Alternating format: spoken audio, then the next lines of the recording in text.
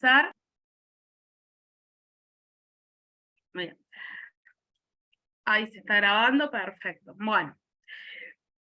Vamos a tratar de hacer, como es un tema bastante amplio, así que vamos a tratar de resumirlo lo mejor posible en estas 2 horas, ¿sí?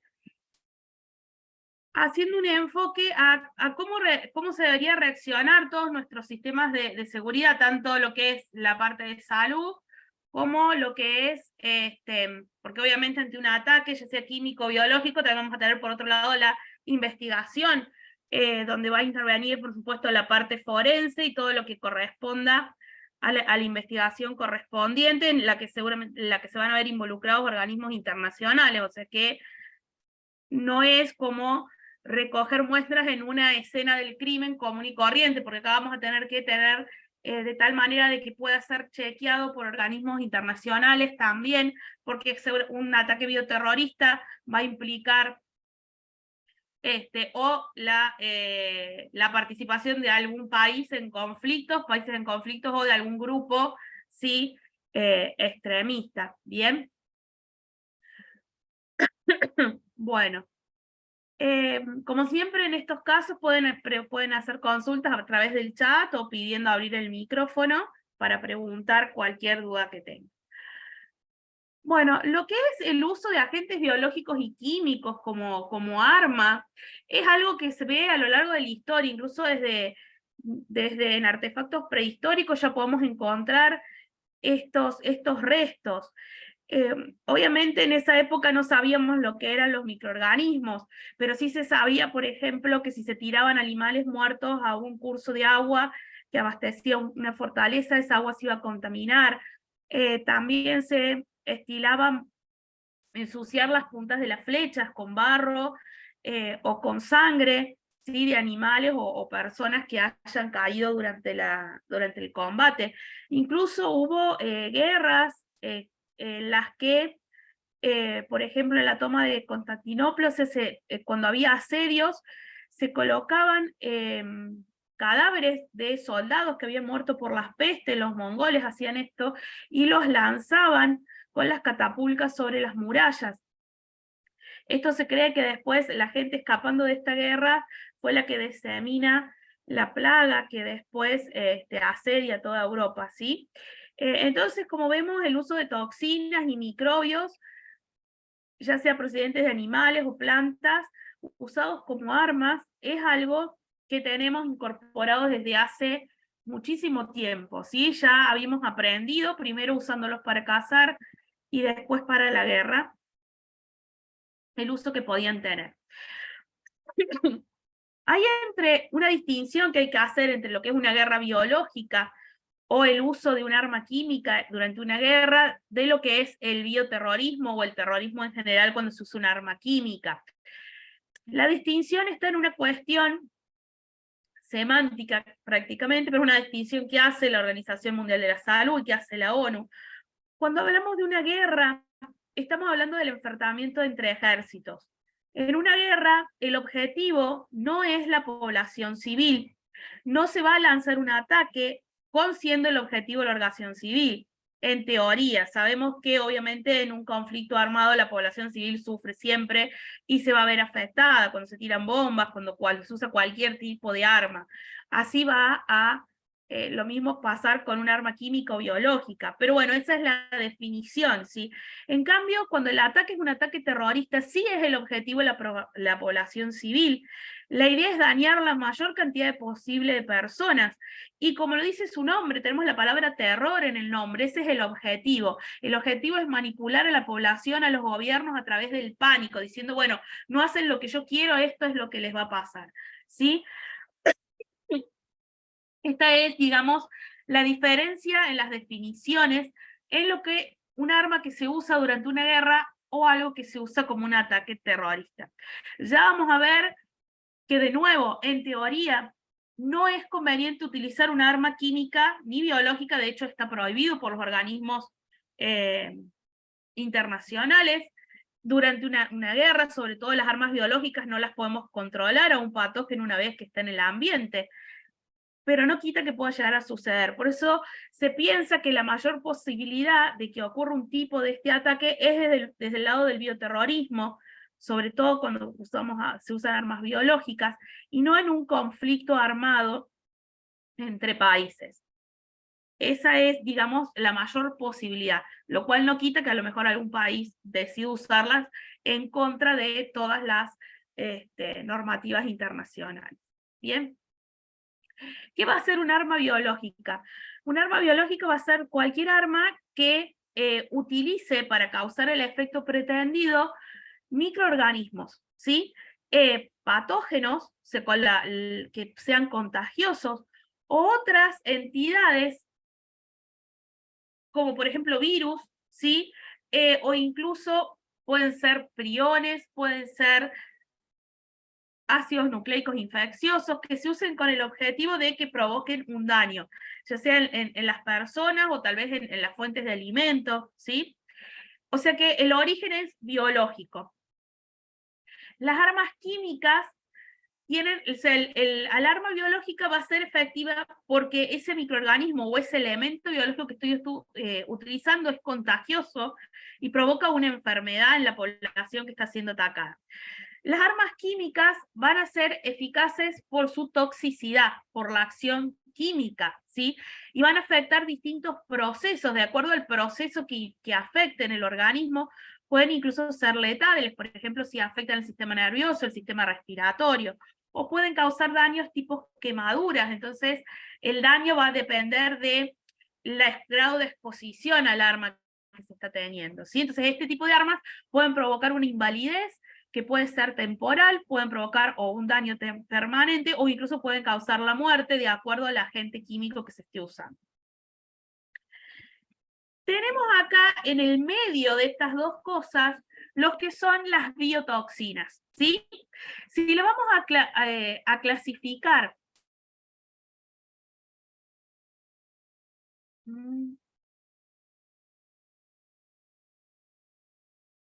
Perdón, había una pregunta, algo en el chat y se borró. Si las biotoxinas las consideramos de acuerdo a su origen, por ejemplo, ¿qué hablamos de biotoxinas? Bio es que viene de algo biológico.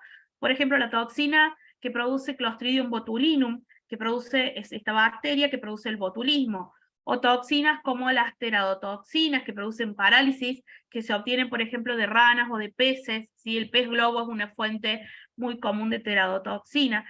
Entonces, si las vemos desde el punto de vista de su origen, las clasificamos como algo biológico, ¿sí? Entonces, la Convención de Armas Biológicas las clasifica las biotoxinas como arma biológica. Pero si tenemos que tener en cuenta la reacción que hay que tener ante esta biotoxina, o sea, desde el punto de vista de la emergencia de la salud, el efecto que va a tener sobre las personas, es una toxina. Entonces, lo que va a producir no es una infección, es una intoxicación. Por lo tanto, va a estar actuando como un arma química, ¿sí? Porque en realidad acá el que está haciendo el ataque no es el microorganismo en sí, no está provocando una infección, pero está provocando una intoxicación. Por eso, si las vemos en la definición desde el punto de vista de la Organización Mundial de la Salud, las biotoxinas van a estar clasificadas como arma química, porque desde el punto de vista médico de la salud vamos a tener que responder a ellas, ¿sí? Porque como un químico están provocando una intoxicación. ¿Bien? Bueno.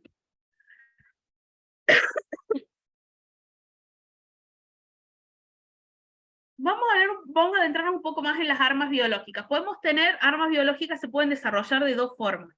Podemos tenerlas de baja tecnología, donde se cultiva un patógeno que es relativamente fácil de aislar desde la naturaleza, no tiene ningún tipo de modificación, ni genética, ni nada por el estilo. Y este patógeno se libera de una forma muy simple, por ejemplo, en un tubo de ventilación, por ejemplo, en un edificio gubernamental, a través de sobres, como pasó con el anthrax. Si nos da el tiempo, vamos a ver algunos ejemplos, en una fuente de agua, ¿sí? O usando vectores como ratas, como mosquitos, ¿bien? Vectores infectados. Este es el tipo de arma que es más común que pueda llegar a usar un grupo terrorista, porque por ahí no tendrían, o la mayoría de ellos, pueden que no tengan los recursos humanos y tecnológicos para desarrollar algo modificado genéticamente. Ya las armas biológicas de alta tecnología son lo que uno esperaría que un gobierno pueda desarrollar, ¿sí? Por eso se cuestiona mucho que haya investigaciones genéticas, microbiológicas, llevadas a cabo por instituciones militares, si bien las hacen bajo el pretexto de que es para defensa o para desarrollar vacunas, entra dentro de lo que es la protección de información, porque es un grupo militar en un gobierno y no podemos tener certeza de qué es lo que están haciendo con esa investigación.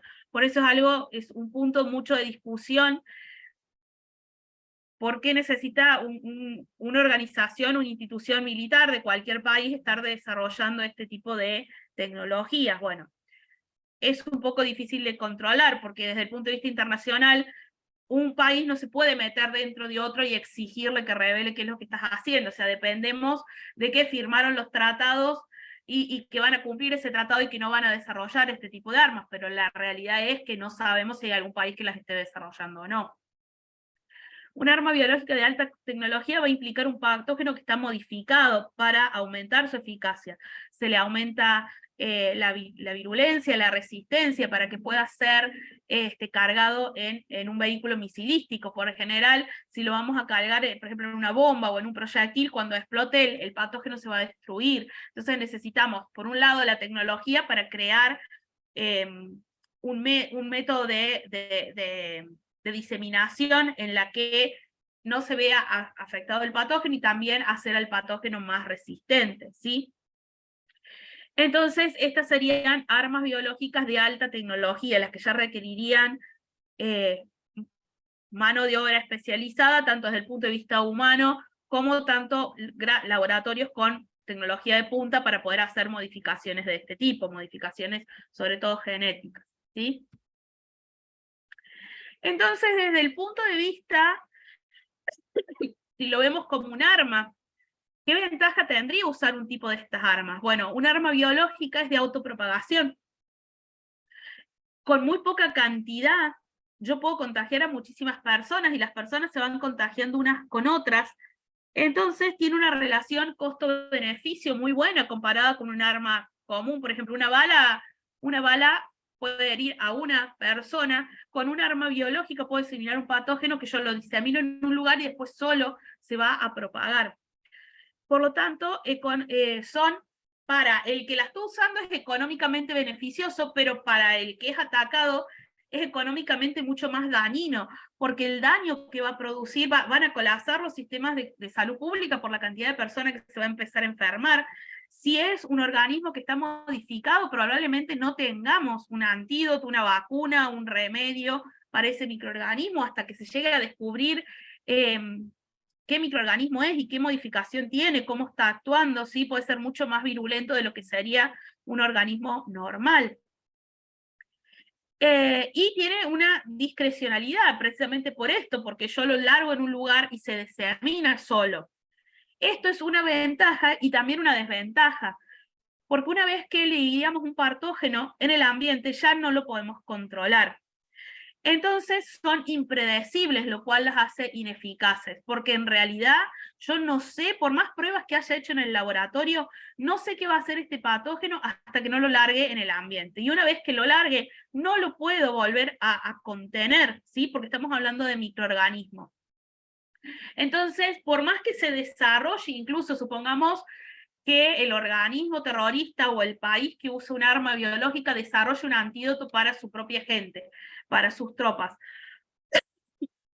Lo hemos visto que nos pasó en la pandemia del COVID, el COVID fue mutando, fueron apareciendo variantes, ¿sí? Lo mismo va a pasar con este microorganismo creado en laboratorio a medida que se vaya multiplicando, va a ir mutando, entonces puede ser que llegue un punto que ese antídoto que se creó para el organismo original se vuelva obsoleto, o sea que este patógeno no va a respetar fronteras, que es algo que a lo largo de la historia se vio en pruebas que hizo, bueno, durante la Segunda Guerra Mundial, tanto Alemania como Japón. Bueno, Japón hizo lamentablemente muchas atrocidades con prisioneros chinos, y vieron que cuando tiraron este tipo de, por ejemplo, infectaron con cólera o con algún tipo de estas enfermedades que usaron para probar armas biológicas, vieron que terminaron afectando a sus propias localidades fronterizas, ¿sí? De hecho, si bien en la historia se trató de ocultar, hoy se sabe que Japón llegó a incendiar con personas y todo villas completas chinas para poder erradicar patógenos con los que había estado experimentando allí y que no cruzaran la frontera porque se empezaban a enfermar gente en su país. ¿Sí? Entonces, esto en realidad, el gran miedo al autocontagio es lo que frena el uso de estas armas y es lo que también las ha prohibido su uso en los organismos internacionales y la gran aversión pública. Porque este tipo de armas todas las armas causan daño, pero acá es un daño, si estamos causando una enfermedad o una arma química está causando una lesión que realmente la persona va a sufrir, va a haber una agonía, o sea, es como que es un nivel de crueldad, por así decirlo, innecesario, ¿sí? Cuando con un arma común y corriente, si bien es como que, si bien vamos a producir daños y se puede producir, obviamente, las personas que sobreviven pueden sufrir amputaciones y pueden sufrir daños, es como se lo ve desde el punto desde el punto de vista público, como causar un daño absolutamente innecesario, más allá de lo necesario que sería para ganar una guerra, ¿sí? Entonces, hay una gran aversión pública a este tipo de armas, tanto biológicas como químicas, y de hecho, los organismos internacionales está prohibido su uso y su desarrollo, ¿sí? Tenemos ahí esa dicotomía de nuevo de que se las puede estudiar para defensa, de decir, yo estudio para ver cómo me tengo que defender de este patógeno, pero si vos tenés el patógeno y lo estás cultivando para estudiarlo como defensa, también estás estudiando cómo hacer el arma. Entonces, de nuevo, tenemos esa dicotomía en donde es muy difícil saber si realmente se están siendo desarrolladas o no. Bien, un agente biológico puede ser cualquier patógeno, cualquier agente patógeno, bacteria, protozoo, parásitos o virus. Lo más común de que se pueda utilizar son bacterias o virus o toxinas producidos por determinadas bacterias o por algunos peces o reptiles, ¿sí?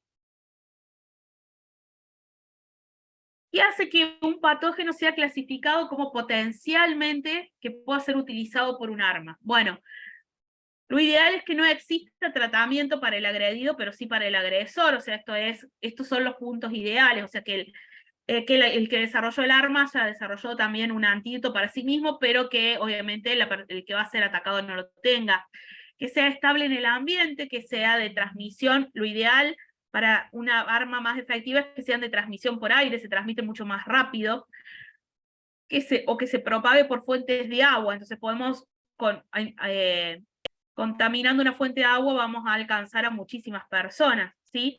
O también que sea transmitido por un vector, como ratas o mosquitos, que son fáciles de liberar y muy difíciles de detectar, ¿sí?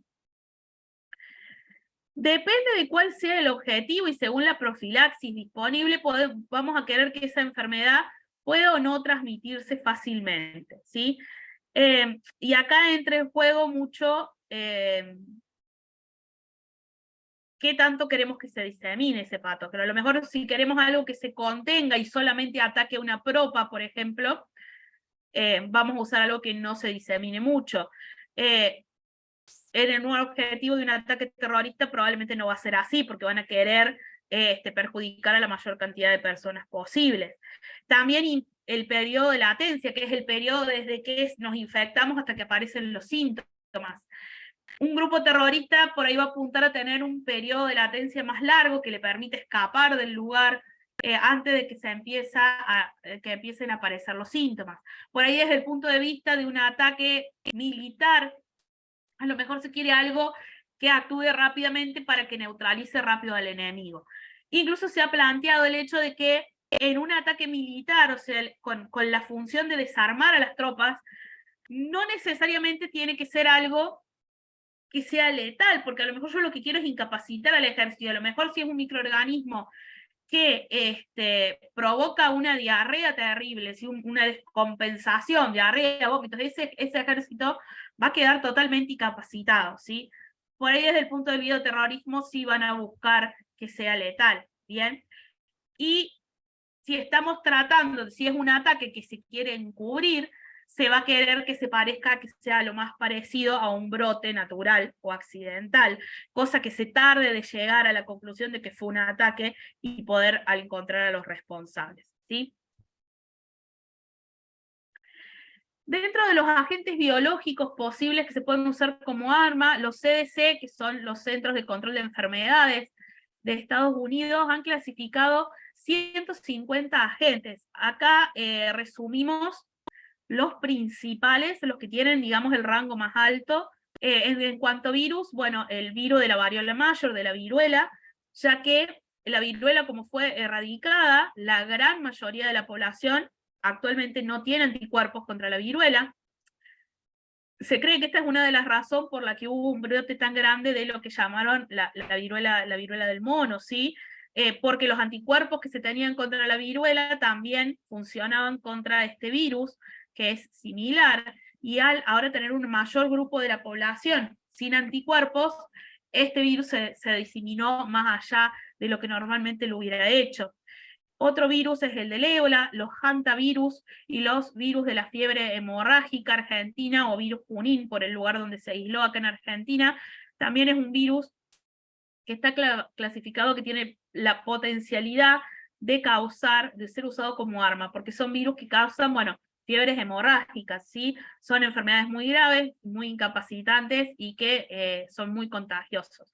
De hecho, aquí en Argentina, todos los que alguna vez hayamos trabajado, por ejemplo, yo hubo una época que trabajé haciendo control de calidad en un frigorífico, todo lo que trabajé muchos años en cerealeras, todo lo que esté en contacto con cereales, el campo, todo donde se puede entrar en contacto con el roedor que transmite este virus, todos los que trabajamos en esas áreas nos tuvimos que vacunar contra la fiebre hemorrágica. De hecho, se hace aquí de forma gratuita las campañas de vacunación, porque realmente son brotes, cuando se da el brote, la letalidad que tiene es muy alta. Dentro de las bacterias, bueno, el Bacillus anthracis, que provoca el anthrax, la Yersinia pestis, que provoca la peste, el tifus, las riquecias que provocan tifus, el virus choleriae, la Salmonella typhi, que provoca la fiebre tifoidea, y el Clostridium perfringens, que provoca gangrena gaseosa, son los principales bacterias que se pueden usar, que tienen la mayor potencialidad como armas. Y bueno, hay toxinas, vemos las toxinas producidas por Staphylococcus aureus, la toxina botulínica producida por Clostridium botulinum, micotoxinas producidas por fusarios como los tricotesenos, las dendrotoxinas o las tetradotoxinas que son producidas por algunos animales y algunos tipos de peces.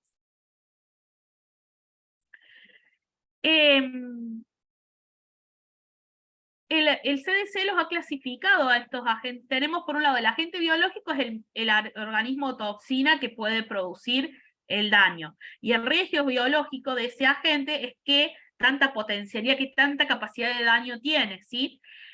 De acuerdo al riesgo biológico, la CDC clasifica a los agentes biológicos en 3 grupos de acuerdo a qué tan probable es que sean utilizados como agentes biológicos en un arma. Bien, los de la categoría A son patógenos que consideramos de alta prioridad, son los que yo les nombré en la tabla, hay algunos más, pero esos son los principales. Son los que suponen un riesgo para la seguridad de Estado, son microorganismos que son fácilmente diseminados o transmitidos de persona a persona, tienen mortalidad elevada y podrían causar un pánico generalizado en la sociedad y requerir una preparación especial y medidas de control complejas desde la salud pública para poder controlar un brote provocado por un ataque con estos organismos. En la categoría E entran los de segunda prioridad. Acá estos microorganismos se diseminan fácilmente, pero la mortalidad es moderada. Y si bien tiene una mortalidad baja, el diagnóstico y el seguimiento de la enfermedad requiere cierto nivel, tiene cierta complejidad. Y ya los agentes de la categoría tipo C son los de tercera prioridad, que son los que acá tenemos patógenos emergentes, que podrían ser modificados para causar bajas masivas, porque se pueden obtener fácilmente y se pueden producir, pero para que realmente tenga efectividad como arma, tienen que sufrir una modificación. ¿Sí? Por sí solos, así como están, no sería posible utilizarlos, o sea, tienen que tener alguna modificación que los haga más virulentos, ¿sí? Que los haga más, que aumente su capacidad letal, ¿sí? Pero sí pueden obtenerse fácilmente de la naturaleza, producirse a gran escala y de fácil diseminación. Y estos, la mortalidad, bueno, puede llegar a ser muy alta, depende de la modificación que se le introduzca, y así un organismo modificado sí supondría un problema para la salud pública porque sería un organismo desconocido, pero son organismos que ya tienen que tener una modificación para poder ser utilizados de esta manera, ¿sí? Bueno. Perdón. Entonces acá tenemos algunos ejemplos de cada categoría, ¿sí? Simplemente para que no los vamos a ver porque son muchos uno por uno, pero acá ya están los que nombramos en el cuadro de recién. En la segunda categoría, bueno, entran Salmonella, Escherichia coli O157T7, que es la que provoca el síndrome urémico lomolítico, bien, algunas toxinas, y bueno, acá tenemos algunos, por ejemplo, la fiebre amarilla, el Mycobacterium tuberculosis, estarían dentro de la categoría C. Acá están los lugares de donde se ha sacado la información, por si quieren después ustedes ampliar. Bueno. ¿Cómo clasificamos a los agentes biológicos? Taxonómicamente, según qué son, virus, bacterias, hongos, parásitos, etc. También los podemos clasificar por el poder de infección, ¿sí? Por la capacidad que tienen de ingresar al organismo y la capacidad de multiplicarse en el huésped. ¿Qué tan infectivos son? Por la virulencia, o sea, qué tan grave va a ser la enfermedad que genera, qué tan alta es la mortalidad que producen, ¿sí? Por el periodo de incubación, también los podemos clasificar como de largos periodos de incubación o cortos, o sea, de este tiempo que transcurre desde que nos infecta hasta que empiezan a aparecer los síntomas. Mientras más largo el periodo de incubación, también es más fácil el contagio, porque si el periodo de incubación es corto, inmediatamente esa persona se la aísla y va a haber tenido pocos contactos. En cambio, cuando cuando el periodo de incubación es largo, ya estamos contagiando porque estamos diseminando el microorganismo, pero todavía no sabemos que estamos infectados. Y en ese tiempo entramos en contacto con muchas más personas y la persona infectada va a infectar a muchos más, ¿sí? Por supuesto, la letalidad, o sea, la virulencia es la gravedad relativa de la enfermedad. La letalidad es la capacidad de causar la muerte en la población infectada. ¿Qué tanto de la población infectada va a fallecer? Y también se pueden clasificar según la habilidad que tiene el agente de poder sobrevivir en el ambiente, de que pueda ser, por ejemplo, aerosolizado para ser diseminado, y cómo van a influir sobre él los factores ambientales. Acá hay muchos tipos de bacterias que producen lo que se llaman esporas, que son estructuras de resistencia, como los Bacillus anthracis, por ejemplo. Entonces, en realidad lo que se diseminan son las esporas, que son muy resistentes, y cuando entramos en contacto, las personas entran en contacto con las esporas, por lo general porque las aspiran, y la bacteria va a germinar una vez que está dentro del cuerpo, va a germinar esa espora y se va a generar la bacteria vegetativa, que es la que produce la enfermedad, ¿sí? Entonces estos organismos que tienen esta capacidad de generar esporas son mucho más, tienen una mayor potencialidad para ser agentes biológicos utilizados como arma, precisamente por esa resistencia. En el caso de los agentes químicos, ¿sí? Vamos a ir viendo un poquito de cada uno, los vamos a ir alternando. Los agentes químicos los podemos clasificar, por ejemplo, por el efecto que producen, ¿sí? Según el efecto, los podemos clasificar como, por ejemplo, agentes de hostigamiento. Un agente de hostigamiento son aquellos que en realidad van a incapacitar a la persona durante un tiempo, durante el tiempo de exposición, pero la persona que está expuesta, esta gente está consciente, es consciente de la incomodidad que le está causando. Por lo general, no se puede resguardar y no puede evitar la exposición por cómo está siendo diseminado el agente. Puede ser que cause una irritación, que estén temporalmente privadas de la vista, por ejemplo. Este tipo de agentes incluso son utilizados por las fuerzas del orden, por ejemplo, el famoso gas pimienta, el gas lacrimógeno, son agentes de hostigamiento, ¿sí?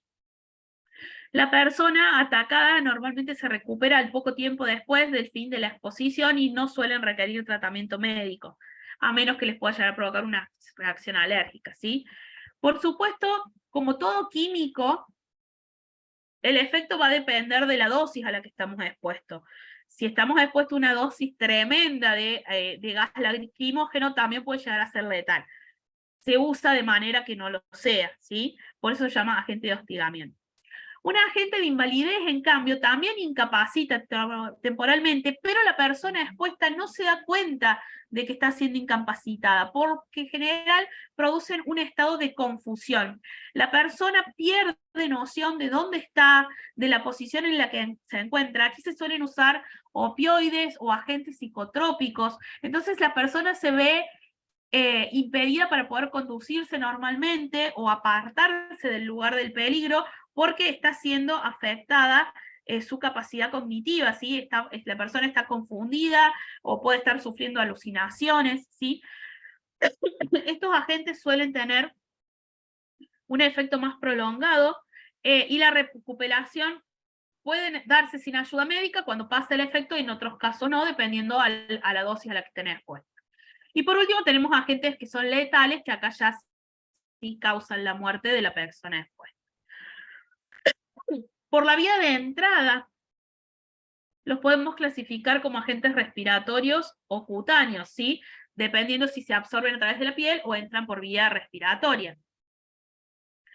Por la duración del peligro, o sea, por cuánto tiempo va a permanecer en el ambiente ese químico. Tenemos los que son persistentes, que son más del tipo, por ejemplo, del gas mostaza, que son por lo general de base oleosa y se pegan en la superficie. Entonces, bastante tiempo después de haber sido tirado el agente, si yo vuelvo a entrar en contacto con esa superficie contaminada, ya sea suelo o un edificio y demás, va a estar todavía el agente ahí. Los agentes no persistentes son más del tipo de gases, ¿sí? Que se van a ir diseminando y se van a difundir en el ambiente, entonces van a provocar un efecto en un momento y se van a diseminar, ¿bien?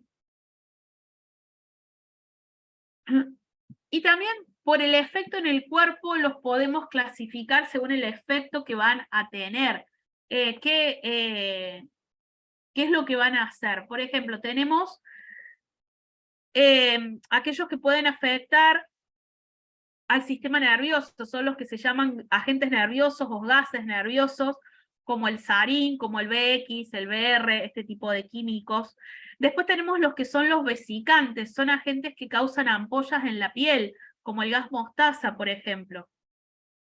Están los irritantes pulmonares que pueden llegar a causar asfixias, también se los llama agente asfixiante, son por ejemplo el cloro o el fogeno. Hay gases que se llaman gases sanguíneos o agentes sistémicos, porque estos ingresan a través del torrente, se van a ingresar o por vía cutánea o respiratoria, pero llegan al torrente sanguíneo y se diseminan por todo el cuerpo, ¿sí? Por ejemplo, el cianuro, ¿sí? O el cianuro de hidrógeno, ¿bien? Los irritantes sensoriales son aquellos que van a causar algún tipo, por ejemplo, de impedimento, nos van a, por ejemplo, a cegar, por ejemplo, ¿sí? O sea, van a irritar los sentidos, ¿bien?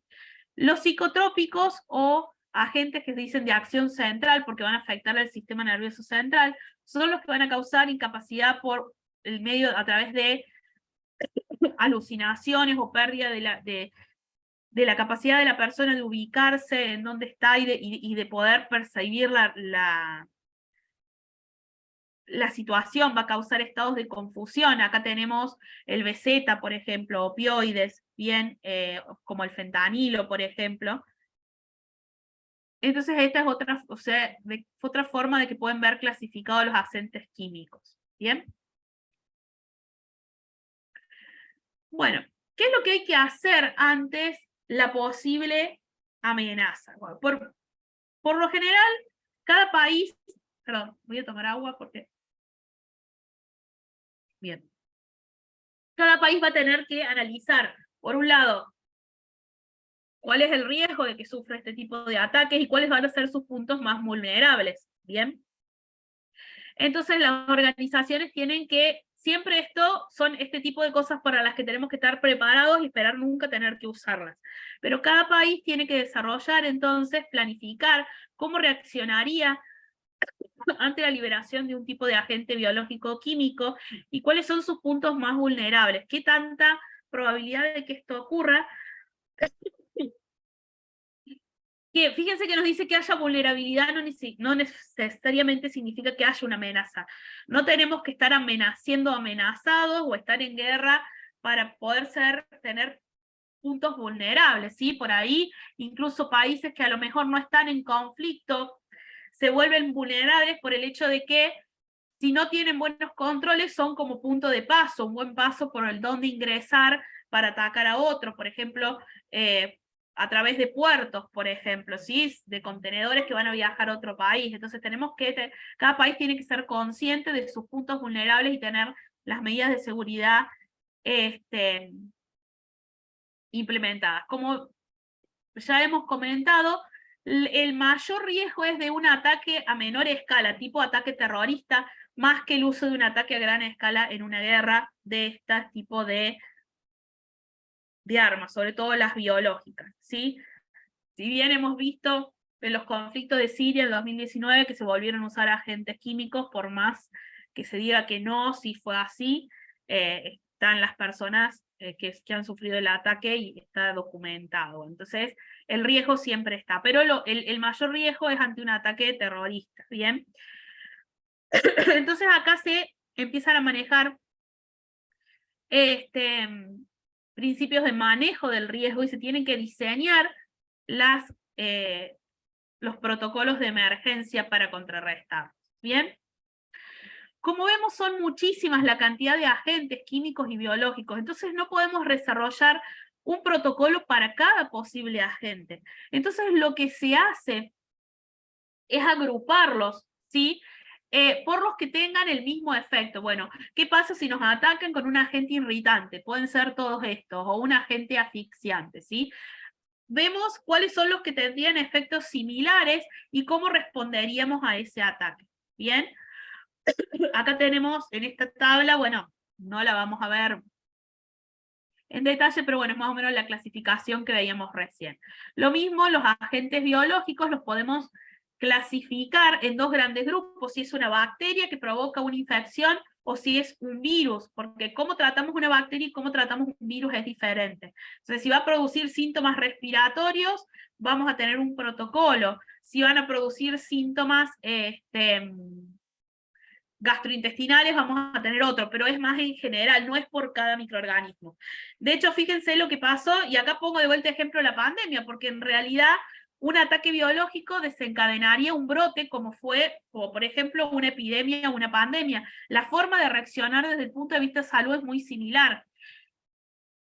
Después viene toda la parte de seguridad, que en un brote normal no tendríamos, en un brote natural, sí en un ataque. Pero el punto es que fíjense que el COVID era un organismo, SARS-CoV-2, un virus nuevo, nunca lo habíamos visto. Entonces, al principio de la pandemia, ¿qué usamos? Los protocolos que teníamos para una pandemia de gripe, que esa sí ya la conocíamos, porque eran similares. Eran virus que provocaban síntomas respiratorios, se diseminaban de forma similar. Una vez que fuimos conociendo más el virus, pudimos ir ajustando esos protocolos para hacerlos más adecuados ya al COVID. Pero esto es algo que aplicamos acá, ¿sí? Hacemos un protocolo, por ejemplo, para bacterias, para virus, ¿sí? Más en general. Porque no podemos hacer un protocolo para cada posible microorganismo, porque serían muchísimos, ¿sí? Es totalmente ineficiente. Bueno, acá algunos ejemplos en los distintos años, los usos hostiles de distintas armas y quién la localización, dónde fueron usadas. Fíjense que tenemos la Primera y la Segunda Guerra Mundial, ¿sí? Ataques, bien. El último que figura en esta tabla es del 2001 por Antrax en Estados Unidos. Esto está sacado ya después les voy a mostrar de dónde saqué la información de un tratado de la Organización Mundial de la Salud, pero como ya vimos, en 2019, 2018, 2019, otra vez tuvimos ataques químicos, ¿sí? Con gas sarin en Siria. Otra cuestión a tener en cuenta es cómo se van a diseminar los agentes. Pueden ser por inhalación, como ya vimos, ¿sí? Que se van a penetrar a través de los tejidos respiratorios y se van a ser transportados después por la sangre, o por contacto, cuando penetran a través de la piel, y estos causan también efectos sistémicos, porque penetran por la piel y van a ser absorbidos en el sistema sanguíneo. Acá, por lo general, cuando trabajamos con bacterias o virus, algo biológico va a ser más normal que se busque que sea ingrese por inhalación, porque el riesgo por contacto vamos a tener que tener heridas en la piel para que el patógeno pueda ingresar. En cambio, un agente químico sí se puede absorber por la piel, como por ejemplo los agentes vesicantes. Y si estamos en climas húmedos, todavía favorece más la absorción. Tanto los que tienen riesgo por contacto o por inhalación también pueden ingresar a través de las mucosas, a través de la mucosa oral, oronasal y las conjuntivas, a través de los ojos, ¿sí?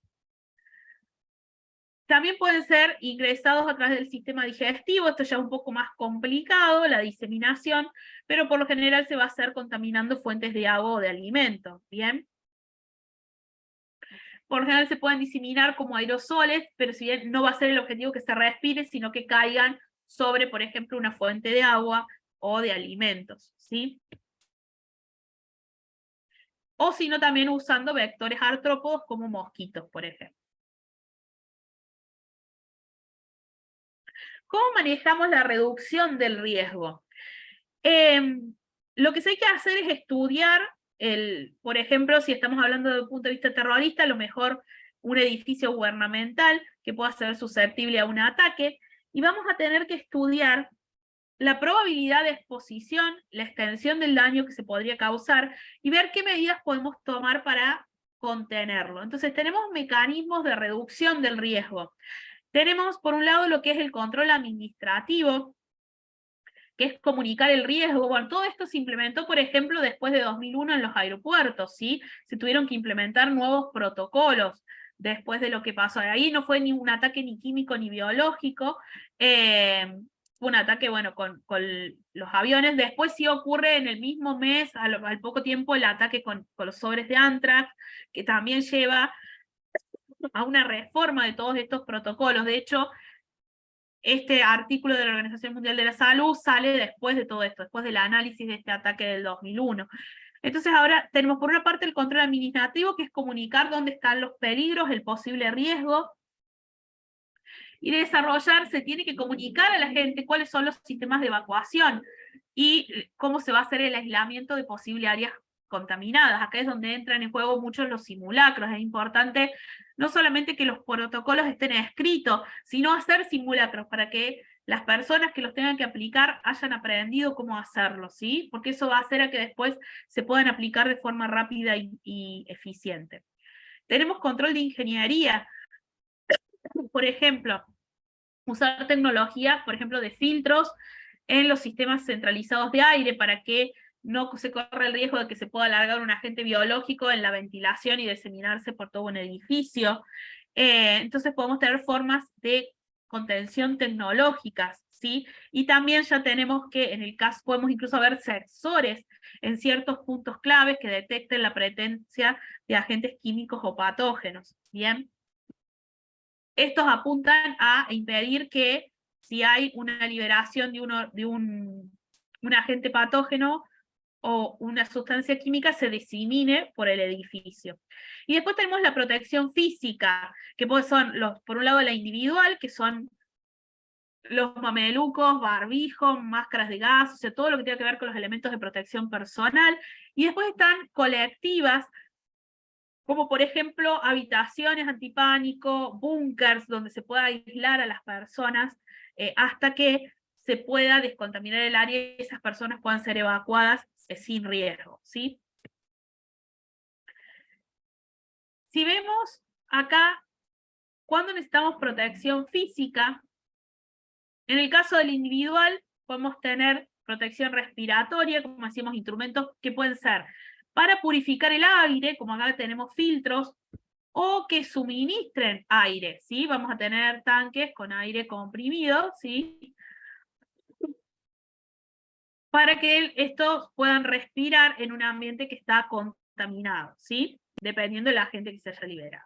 Y después tenemos la protección por contacto. Tenemos, por ejemplo, el tipo de mameluco que vamos a usar va a depender de la permeabilidad que tenga ese agente, ¿sí? Entonces vamos a tener trajes, en este caso es un traje que incluso acá ya estamos teniendo, fíjense por dentro, protección de aire y demás, ¿sí? Esto es lo que se llaman los hazmat, ¿sí? O malpel en inglés para materiales peligrosos, ¿sí? Tienen que tener, ser impermeables a los agentes químicos y biológicos y tener cierre hermético, ¿sí? Este tipo de elementos de protección, la desventaja que tienen es que por empezar las personas que los van a usar tienen que estar entrenados para poder ponérselos y quitárselos de forma correcta. En la población en general no va a saber cómo usarlos. La persona, es importante que entrenen con el equipo puesto, porque causan estrés por calor, incluso estrés psicológico, sobre todo este tipo de trajes que son todos cerrados.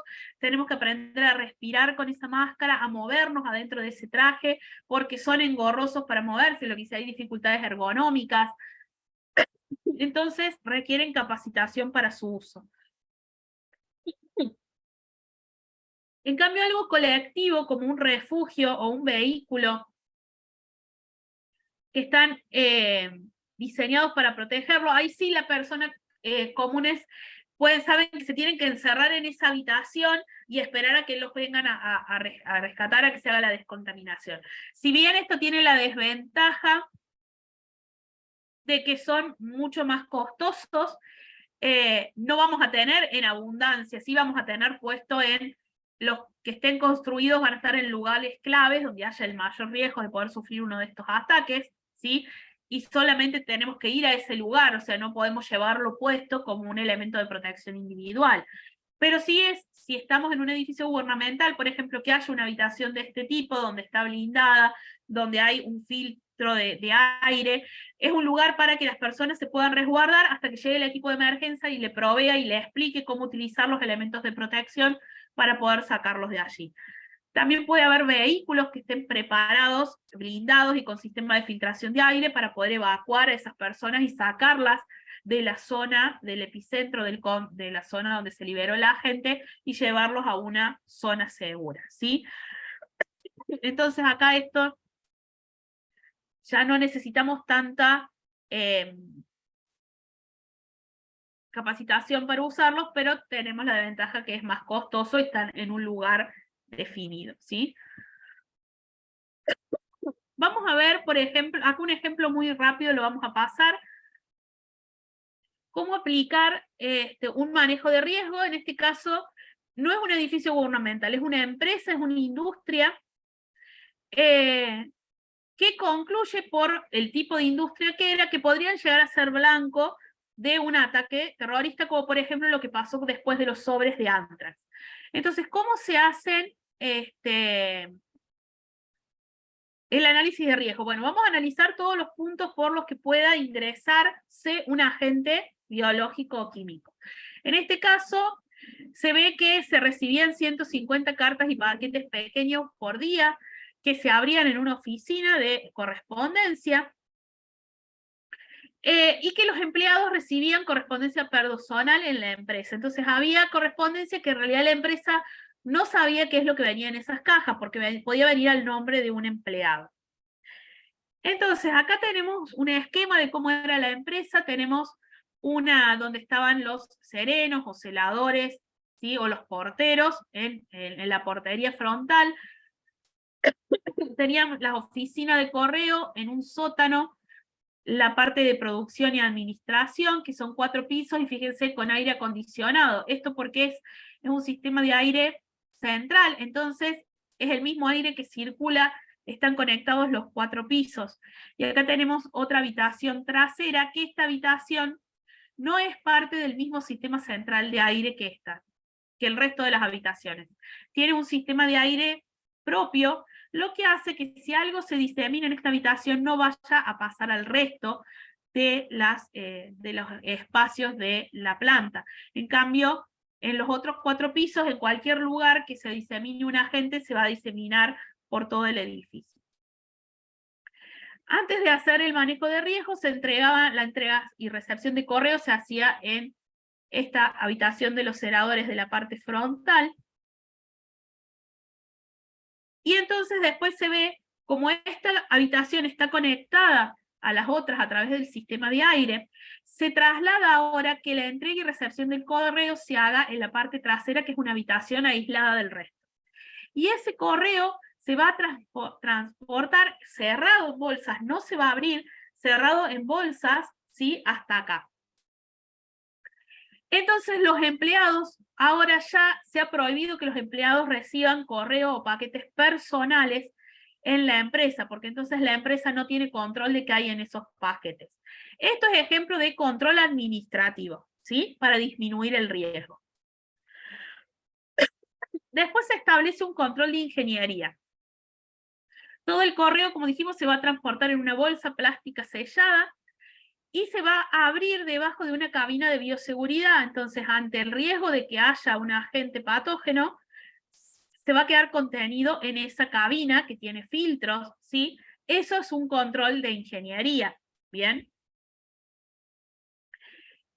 Por otro lado, la persona encargada de manipular estos correos se le va a hacer entrega de elementos de protección personal como guantes, soluciones descontaminadoras para descontaminar los paquetes, y se le va a enseñar cómo usar esta protección y cómo trabajar con la cabina de bioseguridad, ¿sí? Ahí tenemos protección individual, ¿sí? Y por último, se va a capacitar al personal en el uso de los elementos de protección y de las cabinas, se les va a dar los protocolos de limpieza y desinfección, y también se le va a informar a todo el personal de cuáles son las medidas que se están tomando para incrementar la confianza de las personas, que disminuya el miedo, ¿sí? Y que sepan cómo reaccionar y cuáles son los protocolos y cómo que van a tener que reaccionar en el caso de que sí ocurra la llegada de un paquete, un sobre con algún material sospechoso. Por ejemplo, un polvo que no se sabe qué tiene, cómo van a tener que aislarlo eso hasta que lleguen los sistemas de seguridad que van a tomar muestra y lo van a analizar. Eso también es control administrativo, todo lo que tiene que ver con la comunicación de los protocolos y la capacitación de todo el personal. Bien, ahí es como un ejemplo de cómo se puede aplicar todo esto que estamos viendo. Después también tenemos que considerar los efectos que van a tener ese ataque, ¿sí? Vamos a tener consecuencias a corto plazo, que es lo que va a ocurrir inmediatamente después del ataque. Entonces ahí van a tener que estar preparados los sistemas de emergencia, tanto de salud como todo lo que tiene que ver con seguridad. Vamos a tener que estar preparados para recibir un gran número de víctimas en un corto periodo de tiempo. Entonces estos ataques tienen la capacidad de extenuar los sistemas de salud y de colapsarlos. Y además no solo tenemos que tener en cuenta los afectados por el ataque, sino también lo que se llama la guerra psicológica. Las personas van a entrar en pánico, ¿sí? Incluso pueden llegar a empezar a tener síntomas de falta de aire y demás por un ataque de pánico, y van a ir al sistema de salud, y también tenemos que entonces estar preparados para recibir. De hecho, hay veces que es mayor el daño que se produce por el pánico y el terror que se genera en la población y la gente que quiere salir y a lo mejor se producen embotellamientos y accidentes de tránsito, más gente que va a los hospitales, que la cantidad de afectados por el ataque en sí. O sea que eso también hay que considerarlo en todos los sistemas de contención. Y por supuesto las lesiones que se puedan llegar a causar van a depender del agente biológico químico utilizado. Acá en la foto, bueno, tenemos un ejemplo de lo que les hablaba de los ataques en Siria, con Gazarín, están teniendo problemas respiratorios y bueno, están recibiendo tratamiento allí. Bien. Y después tenemos que tener las consecuencias a largo plazo. Hay algunos químicos y algunos organismos que van a causar efectos a largo plazo, que esas personas van a quedar con secuelas. Entonces eso también hay que planearlo dentro del plan de contención, porque tal vez muchas de esas personas van a requerir asistencia por el resto de su vida. Pueden causar daños en el ambiente, ¿sí? ¿Qué tanto va a costar descontaminar ese agente? Y las enfermedades pueden provocar secuelas físicas, secuelas mentales que van a persistir por meses, incluso a veces por toda la vida de la persona que fue afectada, e incluso algunos pueden llegar a causar en el tiempo enfermedades crónicas, como cáncer, por ejemplo, o por ejemplo, afectaciones en mujeres embarazadas y provocar que esos niños nazcan con malformaciones, por ejemplo, productos de la infección sufrida o con malformaciones, con cegueras, ¿sí? Todo eso también hay que considerarlo dentro de los protocolos de contención, que no solamente es contener el ataque en el momento y atender a las personas en el momento, sino que posiblemente haya personas que requieran después un tratamiento mucho más prolongado. Y por supuesto eso también va a impactar en los sistemas de salud.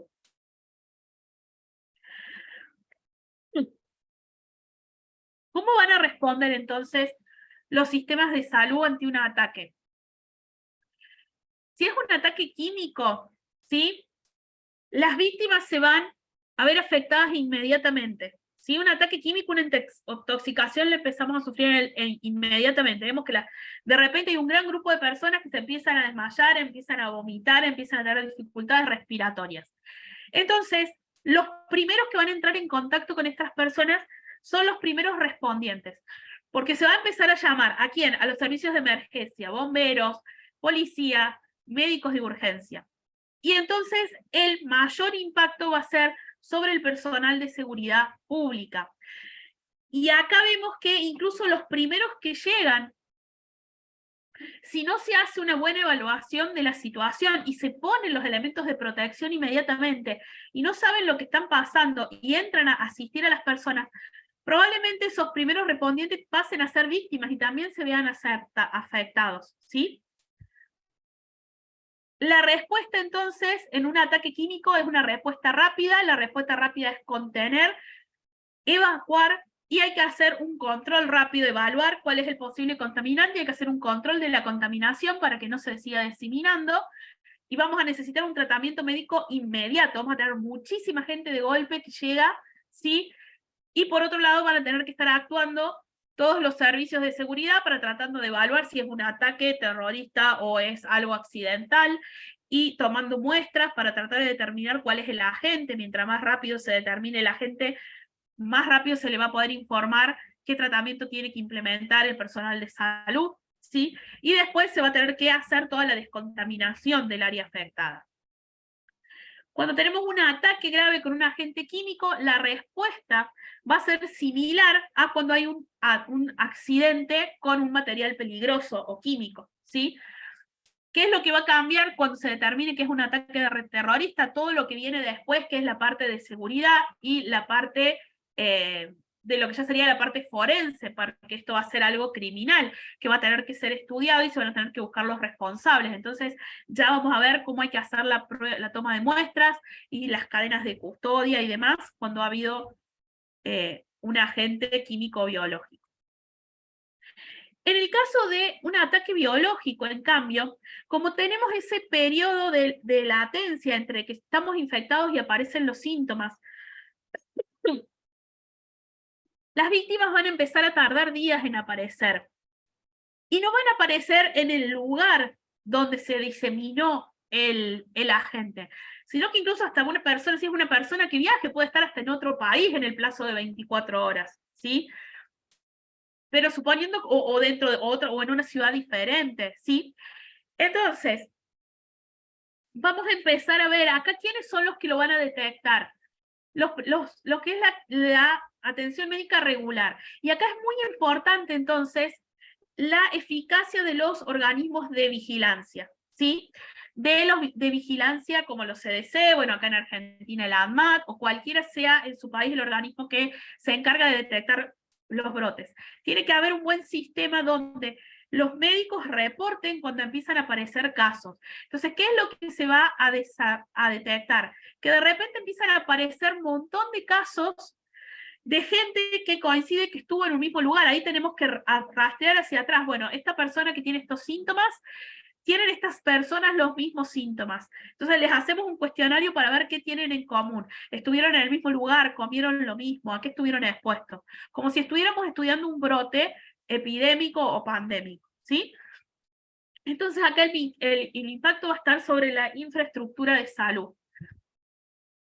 Y es importante esto, si no tenemos buenos sistemas de vigilancia, va a tardar mucho en saltar la alarma de que hay muchos casos de una infección, sobre todo si es una infección rara, que no es normal de ese lugar. Por ejemplo, de repente aparecen un montón de casos de anthrax, cuando no es normal, ¿sí? Si no hay buenos sistemas de vigilancia, más se va a tardar en que se detecte que están apareciendo estos casos en distintos lugares. Mientras mejor sea el sistema de vigilancia, mientras los médicos rápidamente reporten esto, y esto se evalúe rápidamente y se puede ver si acá estamos teniendo un brote que es extraño, ahí vamos a poder empezar a estudiarlo para ver si es de origen natural o si ha sido del producto de un agente liberado intencionalmente. Inicialmente el ataque va a aparecer como un brote natural. Podemos llegar a ver cosas que nos hagan sospechar que no es algo común, por ejemplo, que no responda a los tratamientos normales, si es un organismo que está modificado, o que sea una infección que se esté dando mayor cantidad de casos de lo normal, o que sea rara para el lugar donde está ocurriendo, ¿sí? De que no sea un patógeno a que sea autóctono del lugar, ¿bien? Esos son datos que nos pueden llegar a poner en alerta y sospechar que estamos hablando de un agente que fue liberado.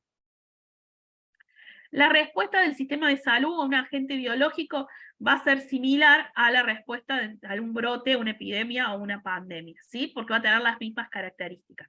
Lo que hay que determinar es si es de origen natural o no. Entonces, vamos a tener, fíjense, tanto el ataque biológico como el químico, diferentes características epidemiológicas. ¿Qué es lo que ya estuvimos hablando, sí? En el ataque químico tenemos una cantidad inusual de pacientes con síntomas similares de forma simultánea. En un ataque biológico vemos un aumento de la incidencia de esa enfermedad en pocas horas o en pocos días, dependiendo del periodo de latencia que tenga, en una población que normalmente es saludable. Vemos aumento de personas, una enfermedad endémica, que puede ser una enfermedad endémica, o sea que es propia del lugar, por ejemplo, cólera, a lo mejor en un lugar que el cólera existe, pero está apareciendo en un tiempo que es inusual o con un patrón inusual de cómo se ven los casos o de dónde vienen los casos. Si hay algo que vemos, y acá es donde entra el estudio epidemiológico. Por eso es muy importante el reporte. El sistema de salud, ¿qué hace? Reporta los sistemas de vigilancia. Los sistemas de vigilancia van a hacer el análisis epidemiológico, y ahí es donde vamos a ver las anormalidades en el patrón que nos indican que no es algo natural, ¿sí? Y bueno, tenemos indicadores, podemos tener indicadores animales, podemos estar viendo animales muertos, enfermos o moribundos. También podemos observar en la zona donde se dio, por ejemplo, en un ataque químico, cuando se hace el estudio forense de la zona, podemos observar paquetes sospechosos, residuos de partículas, por ejemplo, aceitosas, algún olor extraño, podemos ver como aerosoles o neblinas. En el caso de un ataque biológico, cuando se hace el estudio epidemiológico y vemos que todas las personas enfermas estuvieron en un lugar en común, bueno, vamos a ir a analizar ese lugar y ahí también vamos a poder estudiar si vemos animales muertos en el lugar, si vemos a paquetes o artefactos sospechosos que hayan podido ser lo que se utilizó para diseminar. Si estamos en un edificio, vamos a revisar los sistemas de ventilación, vamos a revisar los sistemas de agua, ¿sí?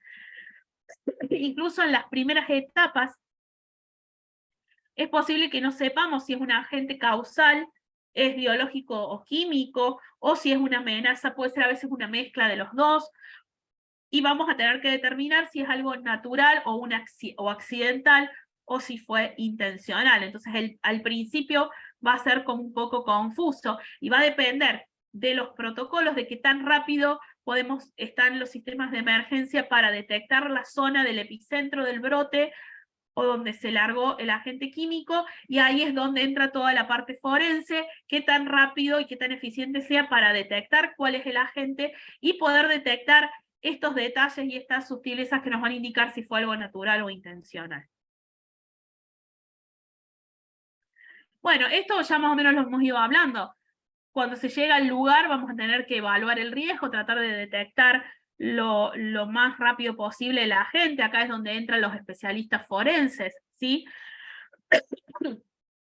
Una vez que la respuesta inicial tiene que ser inmediata, ¿sí? Entonces tiene que haber acá otra cosa muy importante, la comunicación entre las distintas áreas, entre la parte de salud y la parte de seguridad, porque ni bien la parte forense detecte qué es, el agente le tiene que avisar inmediatamente a la parte de salud para que ellos sepan cómo tratar a los pacientes. Y de la parte de salud tiene que ir informando cómo los pacientes evolucionan, porque todos esos datos le va a ayudar al forense también a identificar el agente. Tiene que haber muy buena comunicación, ¿sí? También, por ejemplo, si ya entra la parte de seguridad, o incluso a veces cuando se sospecha un ataque va a entrar la parte militar, tiene que haber una buena comunicación con los equipos de emergencia, por dónde van a tener que circular las ambulancias, a dónde se van a llevar los pacientes, dónde se va a hacer la descontaminación, si tiene que haber.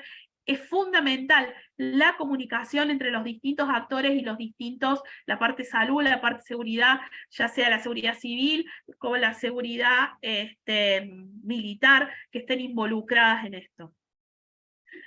Va a haber que, por supuesto, en el manejo de riesgos, proteger a los socorristas, que no entren a la zona de riesgo sin protección, controlar la contaminación, evitar que lo que se llama la zona caliente, evitar que se disemine más, ¿sí?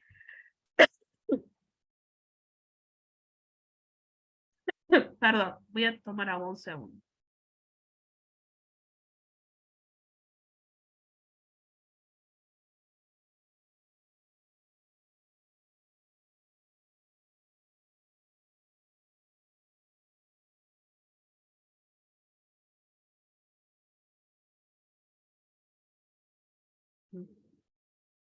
Disculpa, estoy saliendo de una gripe y todavía estoy un poco congestionada. Bueno, hay que supervisar todas las actividades, hay que hacer un triage de las víctimas para tratar de identificar rápidamente si están teniendo síntomas. Eso sobre todo en algo químico, ¿sí? Que vamos a estar teniendo a las víctimas con síntomas en el lugar.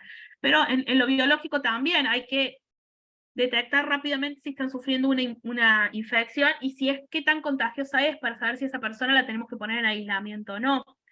También hay que garantizar el cuidado médico de las víctimas, ¿sí? Determinar si los recursos locales son suficientes o si se requiere asistencia a nivel nacional o internacional, incluso dependiendo qué tan grave y cuál sea la magnitud del ataque, ¿bien? Y después, por supuesto, la comunicación, tratar de llevar tranquilidad a la población para que no tratar de contener este pánico, esta parte psicológica, explicarles cómo se tienen que cuidar, o sea, por lo general, qué áreas tienen que evacuar, qué áreas en las que se tienen que aislar y quedar en su casa, ¿sí? Eso también es muy importante. En cuanto al agente biológico, bueno, tenemos lo mismo, los riesgos, determinar el tipo de agente, determinar cómo se ha liberado, si es alguna liberación o si es un brote natural, ¿sí? Manejar los riesgos, de nuevo, es lo mismo, proteger a los socorristas, acá se va a tener que hacer procedimientos de control de infecciones, o sea, bueno, tenemos que aislar a las personas con síntomas, qué tan contagioso es, rastrear a los contactos de los casos para aislarlos antes de que, para ver si van a presentar síntomas o no, para que no sigan contagiando. Fíjense que es lo mismo que al inicio de la pandemia, ¿sí? Tenemos que controlar el riesgo de contagio. De nuevo, estar supervisadas todas las actividades, y aquí también entra la parte legal y forense, y la comunicación de riesgo. Es más o menos lo mismo para los dos, lo que cambia es que uno va a ser más inmediato que el otro por cómo aparecen los síntomas, que es lo que veíamos recién. Una vez que identificamos que hay una amenaza biológica y se identificó por medio del control, que todas las personas, cuál fue, se identifica cuál es el epicentro, ¿sí? Dónde estuvieron todas las personas que presentan los primeros síntomas, ahí se va a tener que hacer una toma de muestras. Hay un sistema estandarizado y normalizado de procesos que produjo, que el protocolo es de la OTAN, si todos los países que integran la OTAN tienen acceso a este protocolo, ¿sí? Este es el nombre del manual, ¿sí? AP66, Handbooks para la toma de muestra, identificaciones biológicas, químicas y radiológicas, o sea, cuando es por radioactividad. Esto se publicó este manual en 2015, si alguien lo quiere buscar, son manuales que se pueden cargar de forma gratuita. El equipo, entonces, el equipo CIPCRA, que sería el equipo que va a tomar las muestras, ¿sí? Biológicas, químicas o radiactivas, de agente biológico, químico o radiactivo. Tenemos acá, el equipo se divide en dos partes. Por un lado, la parte operativa, que va a ser la cargada de proveer toda la protección de las personas, tanto en el ámbito civil como militar, que se van a encargar de la evacuación de la zona, el acordonamiento, de darle los elementos de protección necesarios a las personas que se están evacuando y a los socorristas que van a ingresar, y también a los que van a ingresar a tomar muestras. Y después está entonces el equipo que se va a encargar de contener a la población, de tratar a las víctimas, ¿sí? Y después tenemos la parte forense, que son los que se van a encargar de tomar muestras para, por un lado, identificar el agente fehacientemente, y por otro lado, poder determinar si fue un ataque y obtener pruebas judiciales de confianza para poder determinar que fue un ataque y llegar a la investigación de quién fue el que atacó.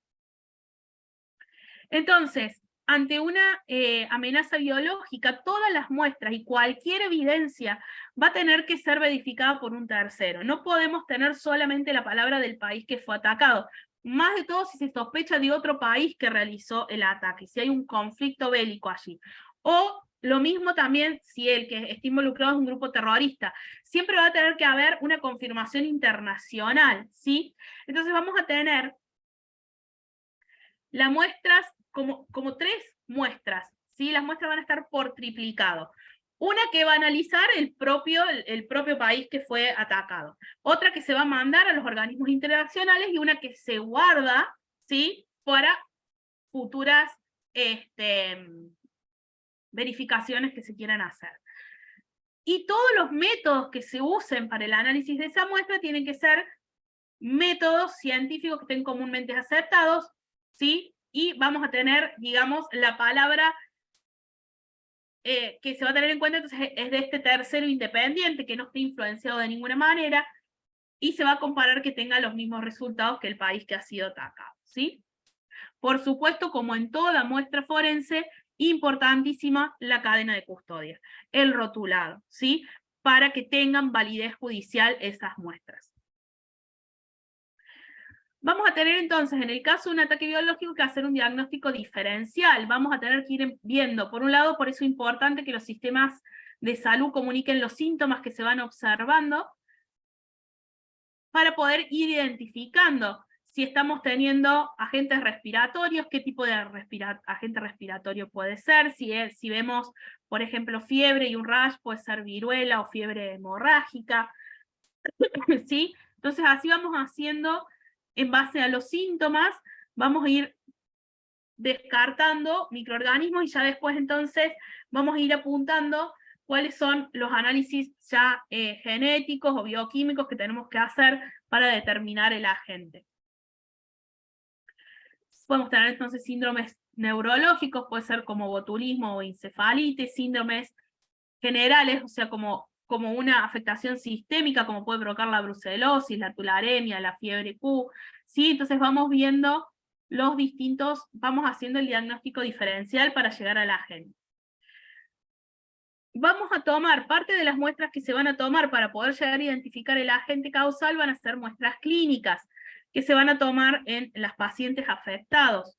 Y estas muestras, dependiendo de lo que se sospeche y de los síntomas que se tienen, pueden ser, vamos a hacer, bueno, por supuesto pueden ser hisopados, nasales o faringios, hemocultivos, o sea, cultivos, muestras de sangre. Pueden hacerse también utilizar líquidos cefalorraquídeos si estamos observando efectos neurológicos.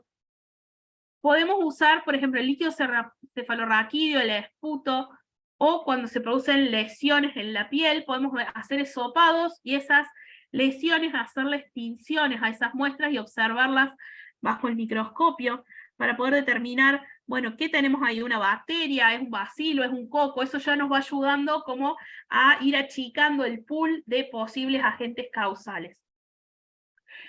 También se pueden hacer muestras en suero para detectar anticuerpos de los agentes causales, muestras de materias fecales, por ejemplo, cuando hay a lo mejor a veces diarrea o algún síntoma gastrointestinal, también se pueden usar muestras de orina.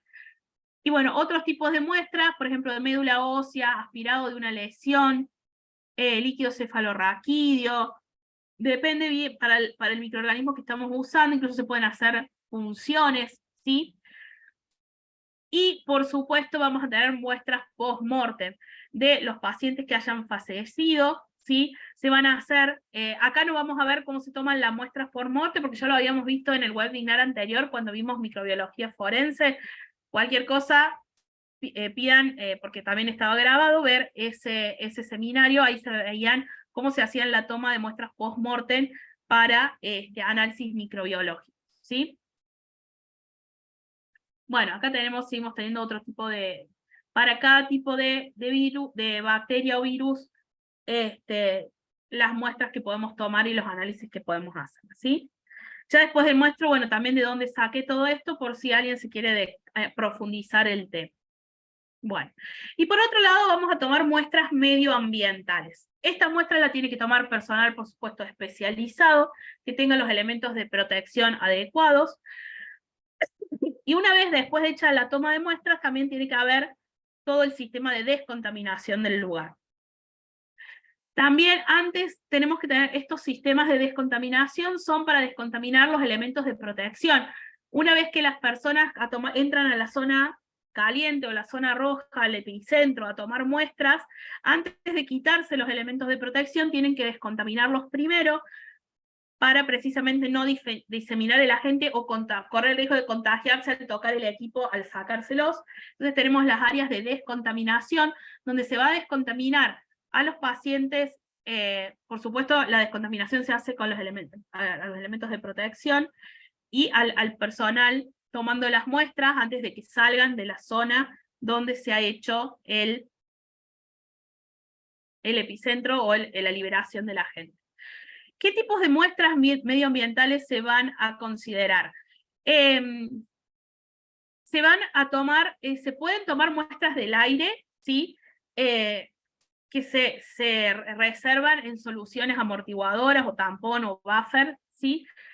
Muestras de suelo, hisopados cuando se observen materiales biológicos, incluso pueden haber quedado a lo mejor vómitos o algo, si fue un ataque químico, por ejemplo, o un ataque biológico, pero de un agente que actuó muy rápido, se pueden tomar esas muestras que hayan quedado.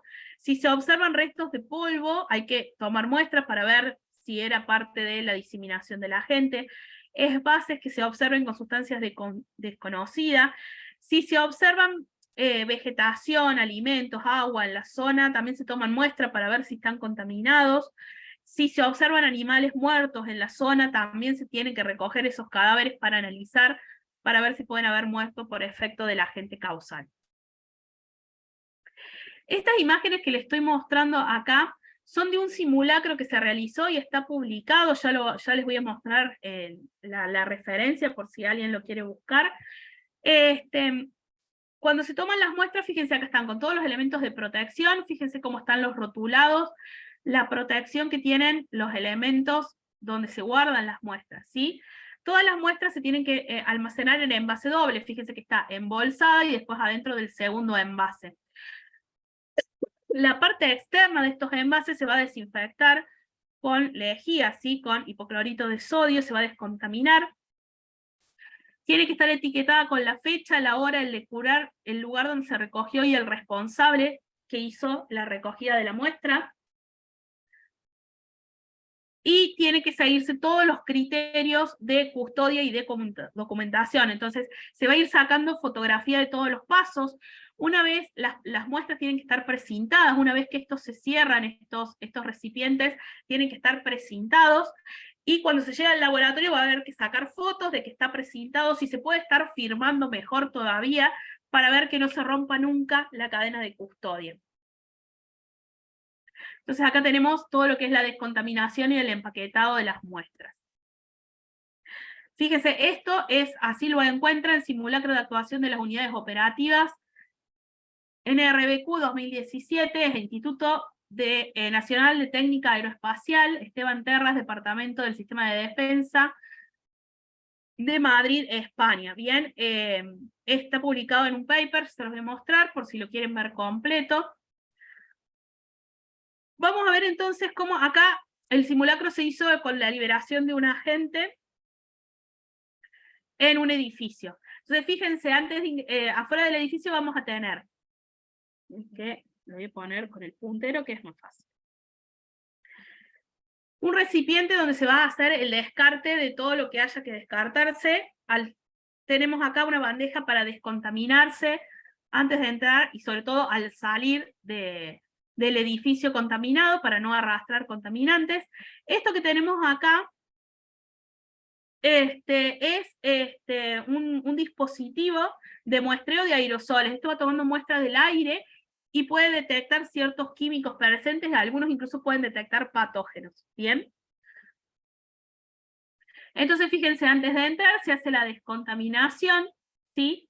Se hace el ingreso, se va a ir pasando por habitación, se va a ir tomando las distintas muestras que se vayan encontrando, ¿bien? Las muestras, una vez que están embolsadas, fíjense, están embaladas en el segundo recipiente, el contenedor, fíjense que está precintado. Cuando llega al laboratorio, entonces se va a hacer la apertura de los precintos que tienen que estar documentadas fotográficamente, se tiene que documentar que llegó cerrado y que después se abre y que todo lo que estaba adentro sigue cerrado, que nada ha sido violado. ¿Sí? Acá vemos, se comprueba que las muestras con la referencia, ¿sí? Se anotan todos los datos, y las muestras se van a abrir debajo de campanas de bioseguridad, ¿sí? Para evitar la diseminación del agente. Acá vemos entonces que vamos a tener, acá vemos, bueno, por ejemplo, las campanas de bioseguridad. En el laboratorio, fíjense que las personas en el laboratorio siguen trabajando con todos los elementos de bioseguridad porque todavía desconocemos qué tan patógeno es el agente. Tenemos las estufas, bueno, los distintos elementos, acá tenemos un baño para los cultivos, ¿sí? Los distintos elementos del laboratorio, pero siempre trabajando con los elementos de bioseguridad y debajo de las cabinas de bioseguridad, ¿bien? De acuerdo a la peligrosidad del agente va a ser el tipo de laboratorio en el que vamos a trabajar, el nivel de seguridad del laboratorio que vamos a tener. Se tiene que llevar, ¿sí? Fíjense, un registro de las muestras, ¿sí? Son muestras sólidas, líquidas, biológicas, ¿sí? Se tienen que llevar, las muestras tienen que ir siempre acompañadas en cada paso, qué fue lo que se le fue haciendo, qué análisis, quién lo hizo, y tiene que ir quedando todo registrado. El nivel de seguridad del laboratorio, dependiendo de qué se sospeche. Los niveles de máxima seguridad, de máxima contención, son el nivel 4, y el nivel más básico es el nivel 1. Ya cuando hablamos a nivel 3 o 4, ya tenemos laboratorios con los que trabajamos con los elementos de protección individual adentro, que es por lo general Este es el nivel el que vamos a trabajar cuando sospechamos de un agente biológico que se ha utilizado como arma. Y estos son laboratorios que incluso tienen sistemas de filtrado del aire que ingresa al laboratorio y que sale, sistemas de presión negativa.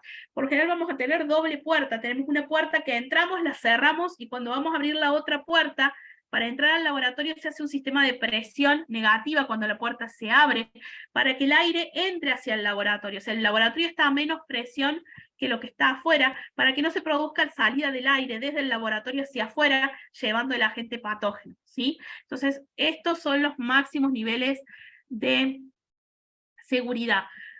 Cuando estamos hablando de agentes patógenos, el nivel más básico al que vamos a trabajar es nivel 2, ¿sí? El nivel 1 es para algo que no es patógeno, que no requiere elementos de protección personal. Sería como un laboratorio común que hace análisis de alimentos, el laboratorio de un colegio, es un laboratorio de nivel seguridad 1.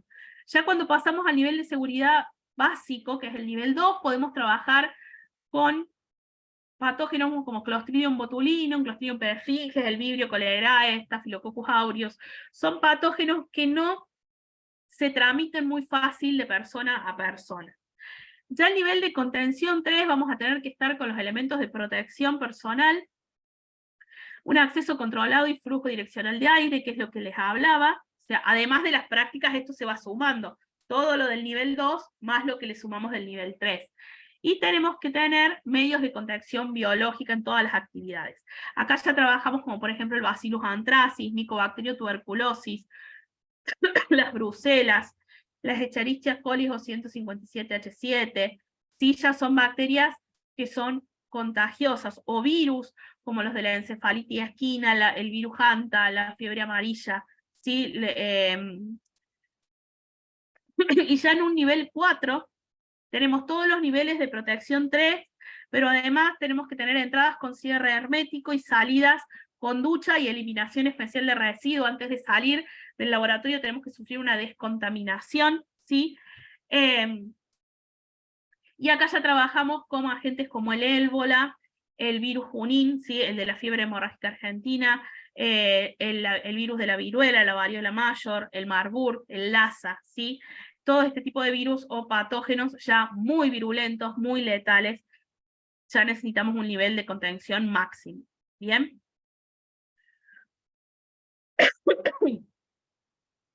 Bueno, en estos media horita que nos queda, vamos a repasar dos casos, uno de un ataque químico y otro biológico. Son casos, si se quiere, viejos en sí, uno de 1995, el otro de 2001.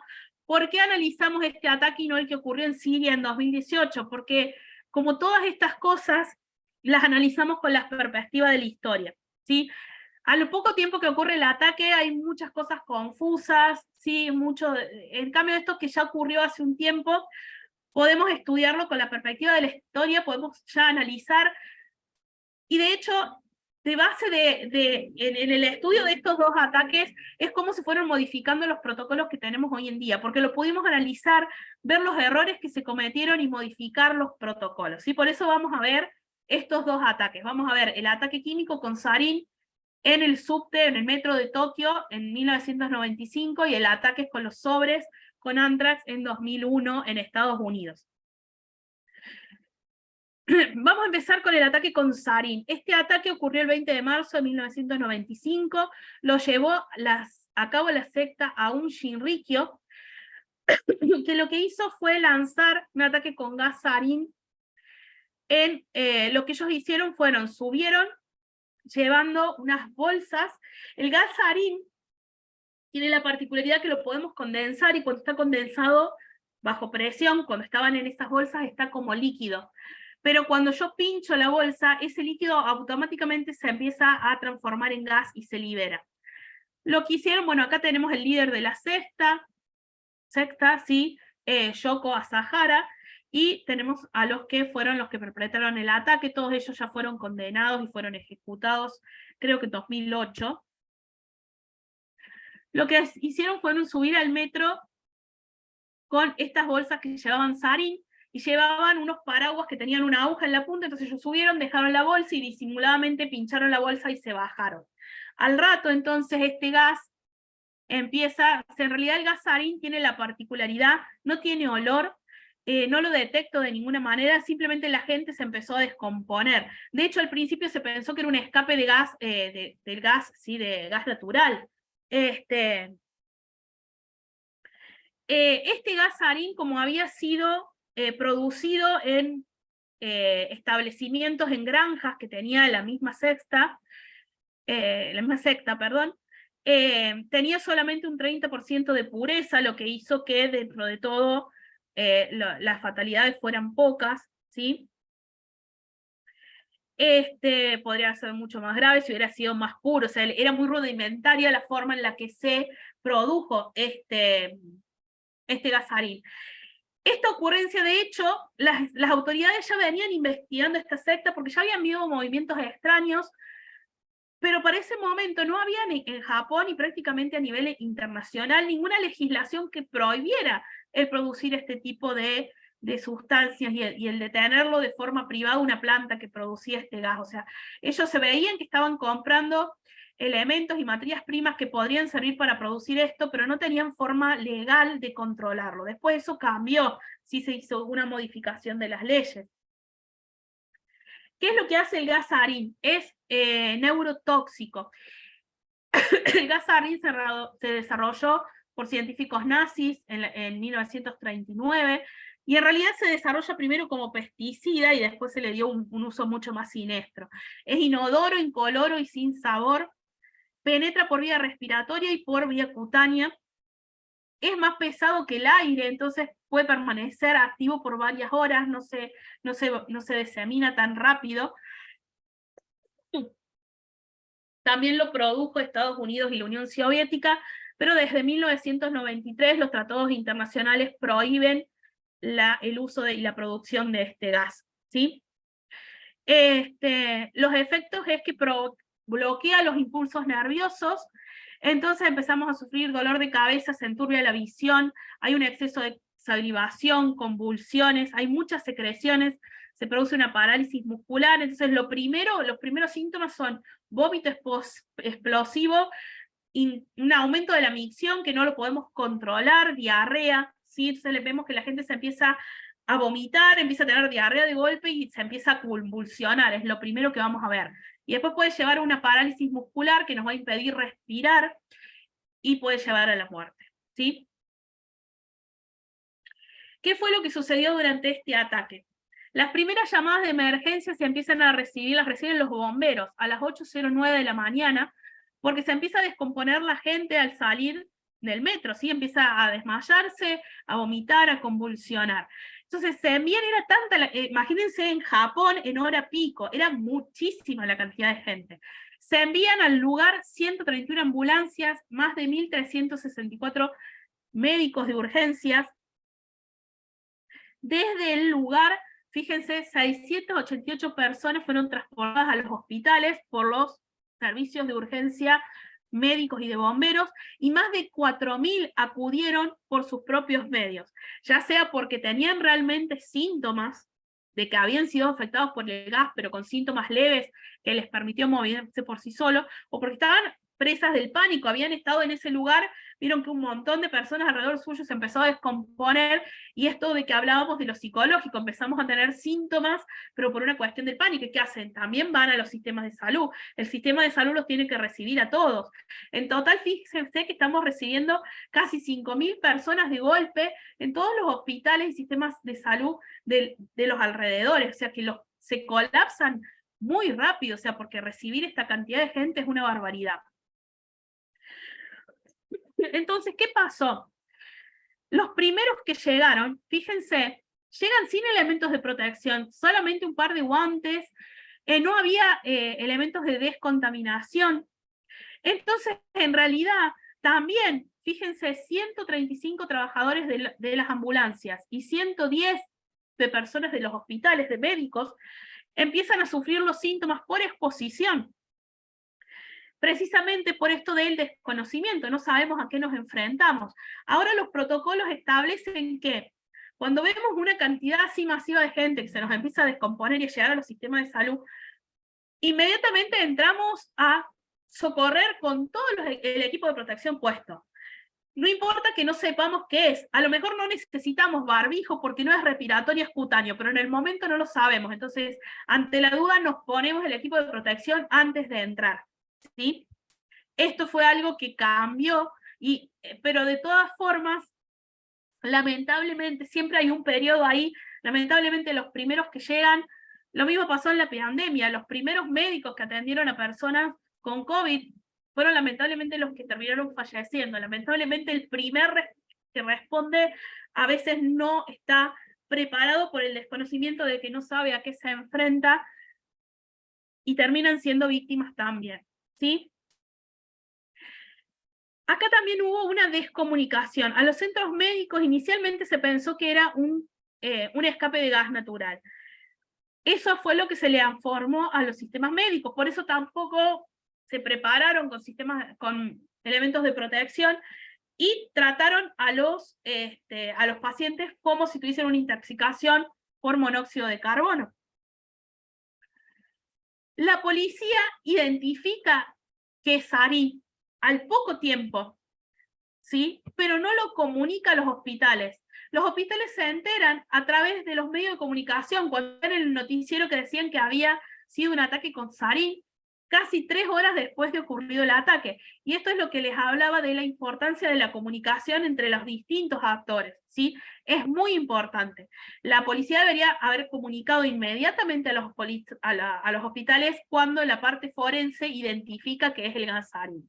Eso es algo también que después se tuvo en cuenta de modificar, ¿bien? Acá ya vemos, bueno, ya se entra con los elementos de protección, ¿sí? Porque ya se sospecha de un ataque. En total, 12 personas que usaban el metro, que fueron las que estuvieron más expuestas, que estuvieron en el vagón donde se liberó el gas, estuvieron muy cerca del lugar de liberación, fueron las que fallecieron. Muy pocas comparada con la cantidad de personas afectadas, y esto se debió también a que el sarín tenía un grado de pureza muy bajo, solo del 30%, porque estaba hecho de una forma muy casera. Alrededor de 980 personas fueron afectadas leve o moderadamente, de esas unas 500 necesitaron hospitalización, pero hubo más de 5.000 personas que buscaron asistencia médica. Acá vemos cómo afecta justamente la parte psicológica, que nos puede hacer, fíjese, porque 500 personas era un número relativo, 900.000 es un número que tuvimos que atender en el sistema de salud, ese número cuatriplicado, justamente por este efecto psicológico del que hablábamos.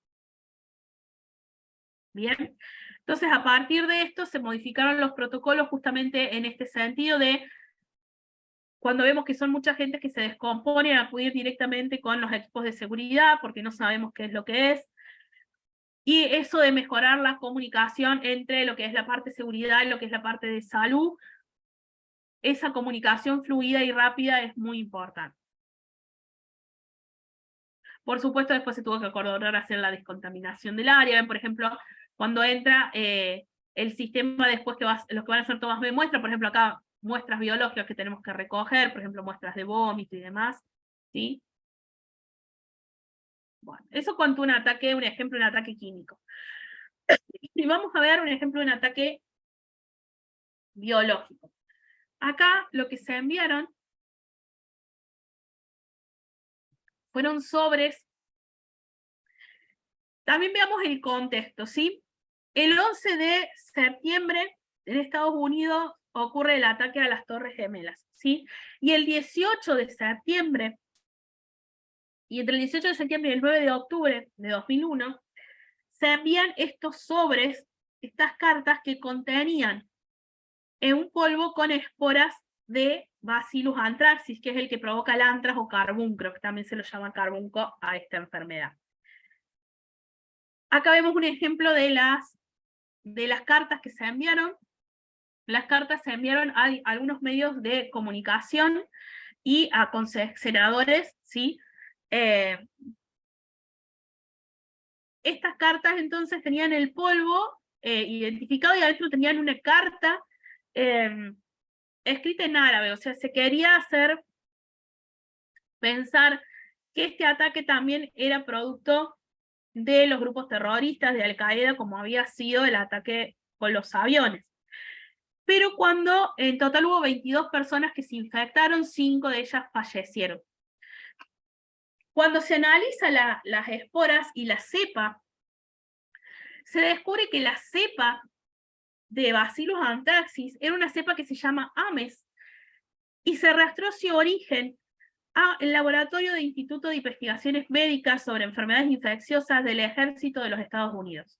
Entonces se dieron cuenta que no era un grupo terrorista, sino que en realidad era un estadounidense que quería mandar como un mensaje, ¿sí? en su descontento con el gobierno y demás, haciéndolo pasar como parte de un ataque terrorista. Y fíjense acá de nuevo,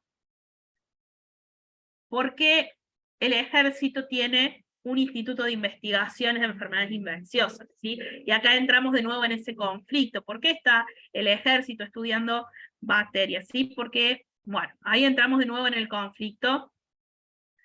Si bien el ejército puede decir, bueno, las estudio con el objetivo de defensa, que eso está dentro de lo legal, pero si tengo la cepa también la puedo transformar en arma, ¿sí? Y nunca en realidad vamos a poder saber qué es lo que están estudiando allí. Es uno de estos conflictos éticos al respecto del control de la producción de armas biológicas, ¿bien? Y se rastrea a un bacteriólogo en particular, Bruce Ibis, como el autor del envío de estos sobres. Después fue condenado y bueno, el autor se termina suicidando en la celda que se encontraba. El anthrax es una enfermedad producida por Bacillus anthracis y es zoonótica, afecta al ganado, también afecta a las personas. La bacteria produce estas esporas, que son su estructura de resistencia, y se puede contagiar por ingestión o por contacto, que es lo que produce el carbúnculo cutáneo, que es esto que vemos acá, que es de baja letalidad. La toxina que produce el Bacillus anthracis genera este efecto necrótico en los tejidos. Pero si el contagio es por inhalación, las esporas germinan dentro del organismo, y los macrófagos, que son las células de nuestro sistema inmune que va a fagocitar estas esporas, en realidad no las pueden destruir. Y estas bacterias germinan en realidad dentro del macrófago y usan a los macrófagos ahora para diseminarse por todo el cuerpo. O sea, engañan a nuestro sistema inmune y en lugar de destruirlas, las diseminan. Pasan al sistema linfático y allá al sistema sanguíneo. Y ahora esta necrosis que vemos acá cutánea empieza a cubrir en los órganos internos. Y entonces esta es la forma en la que es letal. ¿Bien? Produce una exotoxina la bacteria. La exotoxina, bueno, no vamos a entrar en tanto detalle, está compuesta por 3 componentes. Una parte que se une a receptores celulares para entrar a la célula, se une a receptores celulares y forma un anillo que forma como un túnel en la membrana de la célula y le permite ingresar a lo que es lo que se llama la parte que es el factor letal, y este factor desencadena una serie de respuestas que produzcan, por un lado, edemas, la producción de líquido, y por otro lado desencadena la apoptosis celular, la muerte celular programada, que por eso se empieza a necrotizar el tejido, se empieza a morir. ¿Bien? ¿Qué pasó el 25 ¿qué fue lo que pasó con el anthrax? El 25, o sea, en realidad las primeras sobres se envían el 18, tienen marca postal del 18 de septiembre, pero el 25 de septiembre empiezan a llegar las primeras cartas y se identifica el primer caso. Hay un ayudante de la NBC que recibe la carta y presenta una lesión cutánea porque entró en contacto cutáneo con las esporas, y su médico lo diagnostica como carbúnculo cutáneo, pero no se diagnostica en el laboratorio y ni se confirma hasta el 12 de octubre. ¿Sí? Después de que se empiezan a ver los otros casos, se vuelve a este y dice, uy, capaz que este fue el primero, vamos a analizar en el laboratorio a ver qué era, si era la misma cepa. El 5 de octubre, el editor gráfico de AMI muere por carbúnculo por inhalación, ¿sí? Inicialmente se lo considera una infección natural. Recién el 1 de octubre otro empleado de AMI fue hospitalizado con un diagnóstico, primero se lo diagnostica como neumonía, y ya cuando se vio que había habido otro que había fallecido, bueno, recién el 15 de octubre se confirma que era carbunco y no neumonía, ¿sí? Que estaba teniendo antrax. Para el 12 de octubre, fíjense cómo es más lento, cómo se van detectando los casos, a diferencia del químico, que ocurrieron todos de golpe. Entonces dicen, bueno, ¿por qué estamos teniendo casos de carbunco? Todos estos médicos por separado reportan el caso a los sistemas de vigilancia. Y entonces ahí el CDC, que es los sistemas de vigilancia de Estados Unidos, detectan por estos informes que enviaban los médicos que está habiendo casos más de lo normal de carbunco, y empiezan a detectar que vienen de lugares similares, de correos, de oficinas,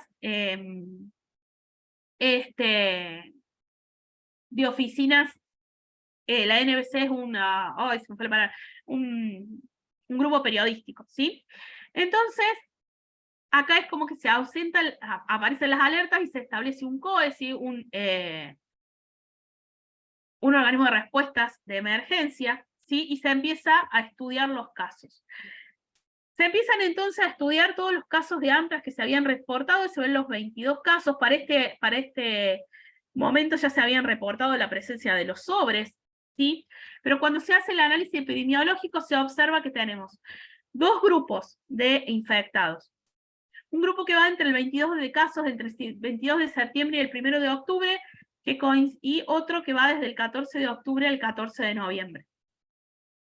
Vemos que el primer grupo de casos coincide con sobres que tienen una marca postal que fueron enviados el 18 de septiembre, y el segundo grupo con un grupo de sobres que se envió el 9 de octubre. De estos 22 casos, vemos, bueno, los que fallecieron, pero hay dos casos particulares, y que fíjense que esto fue un ataque muy centralizado, ¿sí? Pero asimismo hubo dos casos, dos personas que fallecen. Un trabajador que fallece el 25 de octubre, o sea, se lo diagnostica el 30 de octubre y fallece. Una mujer de 61 años que trabajaba con suministros de hospital, confirman carbunco por inhalación y muere el 31 de octubre, o sea, ya empieza a presentar síntomas el 25, el 30 lo diagnostican, el 31 había fallecido. Pero esta persona no trabajó en ninguno de los lugares que recibió los sobres, no estaba cerca de ninguno de esos lugares. Y el otro caso, todavía más raro, es de una mujer de 94 años que era pensionada, ya ni siquiera trabajaba, vivía en su casa. Se enferma el 14 de noviembre, se lo confirma el 21 y fallece el 21 de noviembre. Acá podemos ver entonces la capacidad de diseminación, porque al enviarse por correo, alguna de estas esporas se salió del sobre y contaminó algún otro paquete, que fue a parar a otro lado, no al lugar al donde iba dirigido.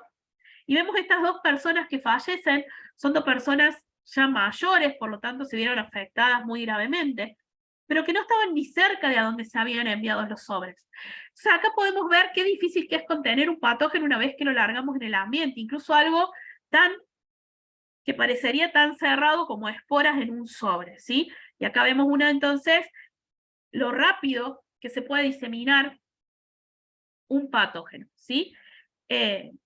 Debido a estos dos casos.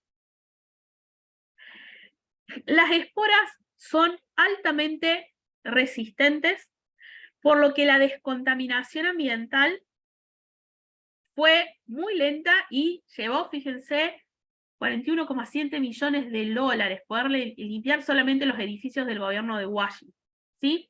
La descontaminación, hubo oficinas que directamente, por ejemplo, la oficina postal de AMI directamente se trasladó a un edificio diferente porque no podían estar cerrados tanto tiempo sin un sistema postal. Las oficinas de correos de Brentwood tardaron 26 meses en poder descontaminarse, costó 130 millones de dólares. Los correos de Hamilton y Nueva Jersey estuvieron cerradas hasta 2005, desde 2001 hasta 2005, y las agencias de protección ambiental para descontaminar los edificios de Washington gastó 41,7 millones. ¿Sí? Acá vemos trabajadores descontaminando Capitol Hill, ¿sí? El 24 de octubre de 2001. Como vemos, imagínense en 2001, hoy un correo físico no es tan relevante porque tenemos muchos medios digitales, pero en 2001 el colapso que sufre Estados Unidos, porque tuvo el ataque a los aeropuertos y después todo su sistema postal, o sea, fue realmente el daño, si bien obviamente hubo un daño de muertes y demás, el ataque terrorista tiene esto, el daño que hace en la infraestructura, en el pánico en la gente, no solo Estados Unidos, sino a nivel mundial. El que colapse todos los sistemas de correo, o sea, se paralizó todo el gobierno, las empresas, porque el correo en esa época era fundamental, no manejábamos tanto todavía el email, incluso hasta se hacían depósitos y demás por correo. Entonces acá estamos en un país que se paralizan sus aeropuertos y todo su sistema de correo. El daño, más allá por supuesto de las muertes y demás, también el daño que viene después, el de poner en marcha de nuevo toda esta infraestructura es muy grande, el pánico que se genera, y eso es justamente lo que busca un ataque terrorista. Ahora todos los protocolos de seguridad de aeropuertos y de correos y demás que están en funcionamiento actualmente son modificaciones que ocurren después de estos ataques. Para poder evitar justamente que pueda llegar por correo. Y bueno, y cómo reciben el correo estas instituciones también ha cambiado, bueno, que es uno de los ejemplos que veíamos al principio, ¿sí? Bueno, esto es como un resumen de cómo se debe reaccionar y cuáles son las consecuencias que pueden traer este tipo de ataque. Acá les muestro en un segundo, artículos que yo, algunos de los que yo usé como fuente de información, por si alguno quiere buscarlos.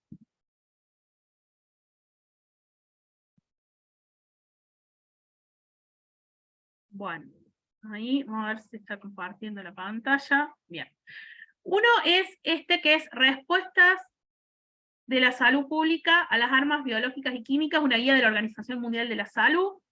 Se vuelve a editar en 2003, se hace la reedición, fíjense, en 1970, después en 2003 se actualizan los protocolos, después de justamente de lo de 2001. En esta guía es todo lo que tiene que ver desde el punto de vista de servicios de emergencia y de salud. La buscan así con este nombre y se puede descargar de forma gratuita en español, en inglés, y creo que hay otros idiomas también. Después tenemos, acá está el informe, el paper del simulacro de actuación, ¿sí? Ante la liberación de un agente químico. Fíjense, acá está el paper completo, ahí les dejo por si quieren hacer captura de pantalla o algo, el que lo quiera buscar después. Acá están todos los datos para buscar el paper. Y tienen, bueno, toda la introducción, bueno, observación del microscopio, del agente biológico, las elecciones de los agentes. Bueno, fíjense, acá hay un croquis de cómo era el edificio donde se hace el simulacro, bueno, los resultados, el reconocimiento, bueno, acá está todo lo que vimos en más detalle, cómo se hizo la toma de las muestras, el transporte, ¿sí? Bien, de todo este simulacro, esto es muy interesante para leerlo. Y después, este otro artículo, Procedimiento de Microbiología Clínica, Recomendaciones de la Sociedad Española de Enfermedades Infecciosas y Microbiológica, Microbiología Química. Acá tenemos Laboratorio de Microbiología en respuesta al bioterrorismo. Acá tenemos, bueno, si lo quieren buscar.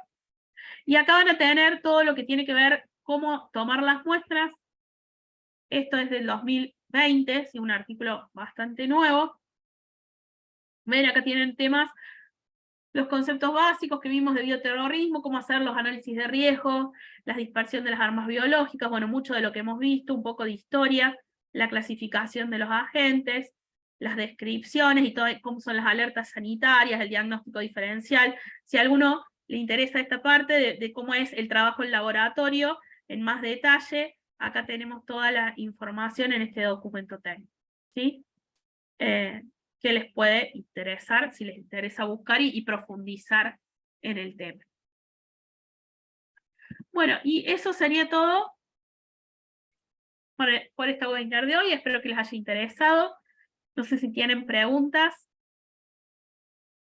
Si no, ya lo damos por terminado a la clase de hoy, al seminario.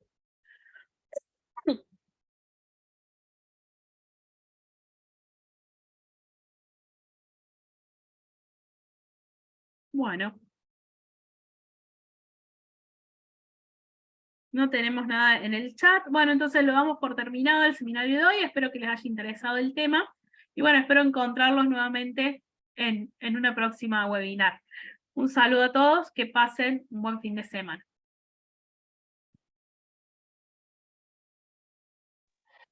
Muchísimas gracias, doctora.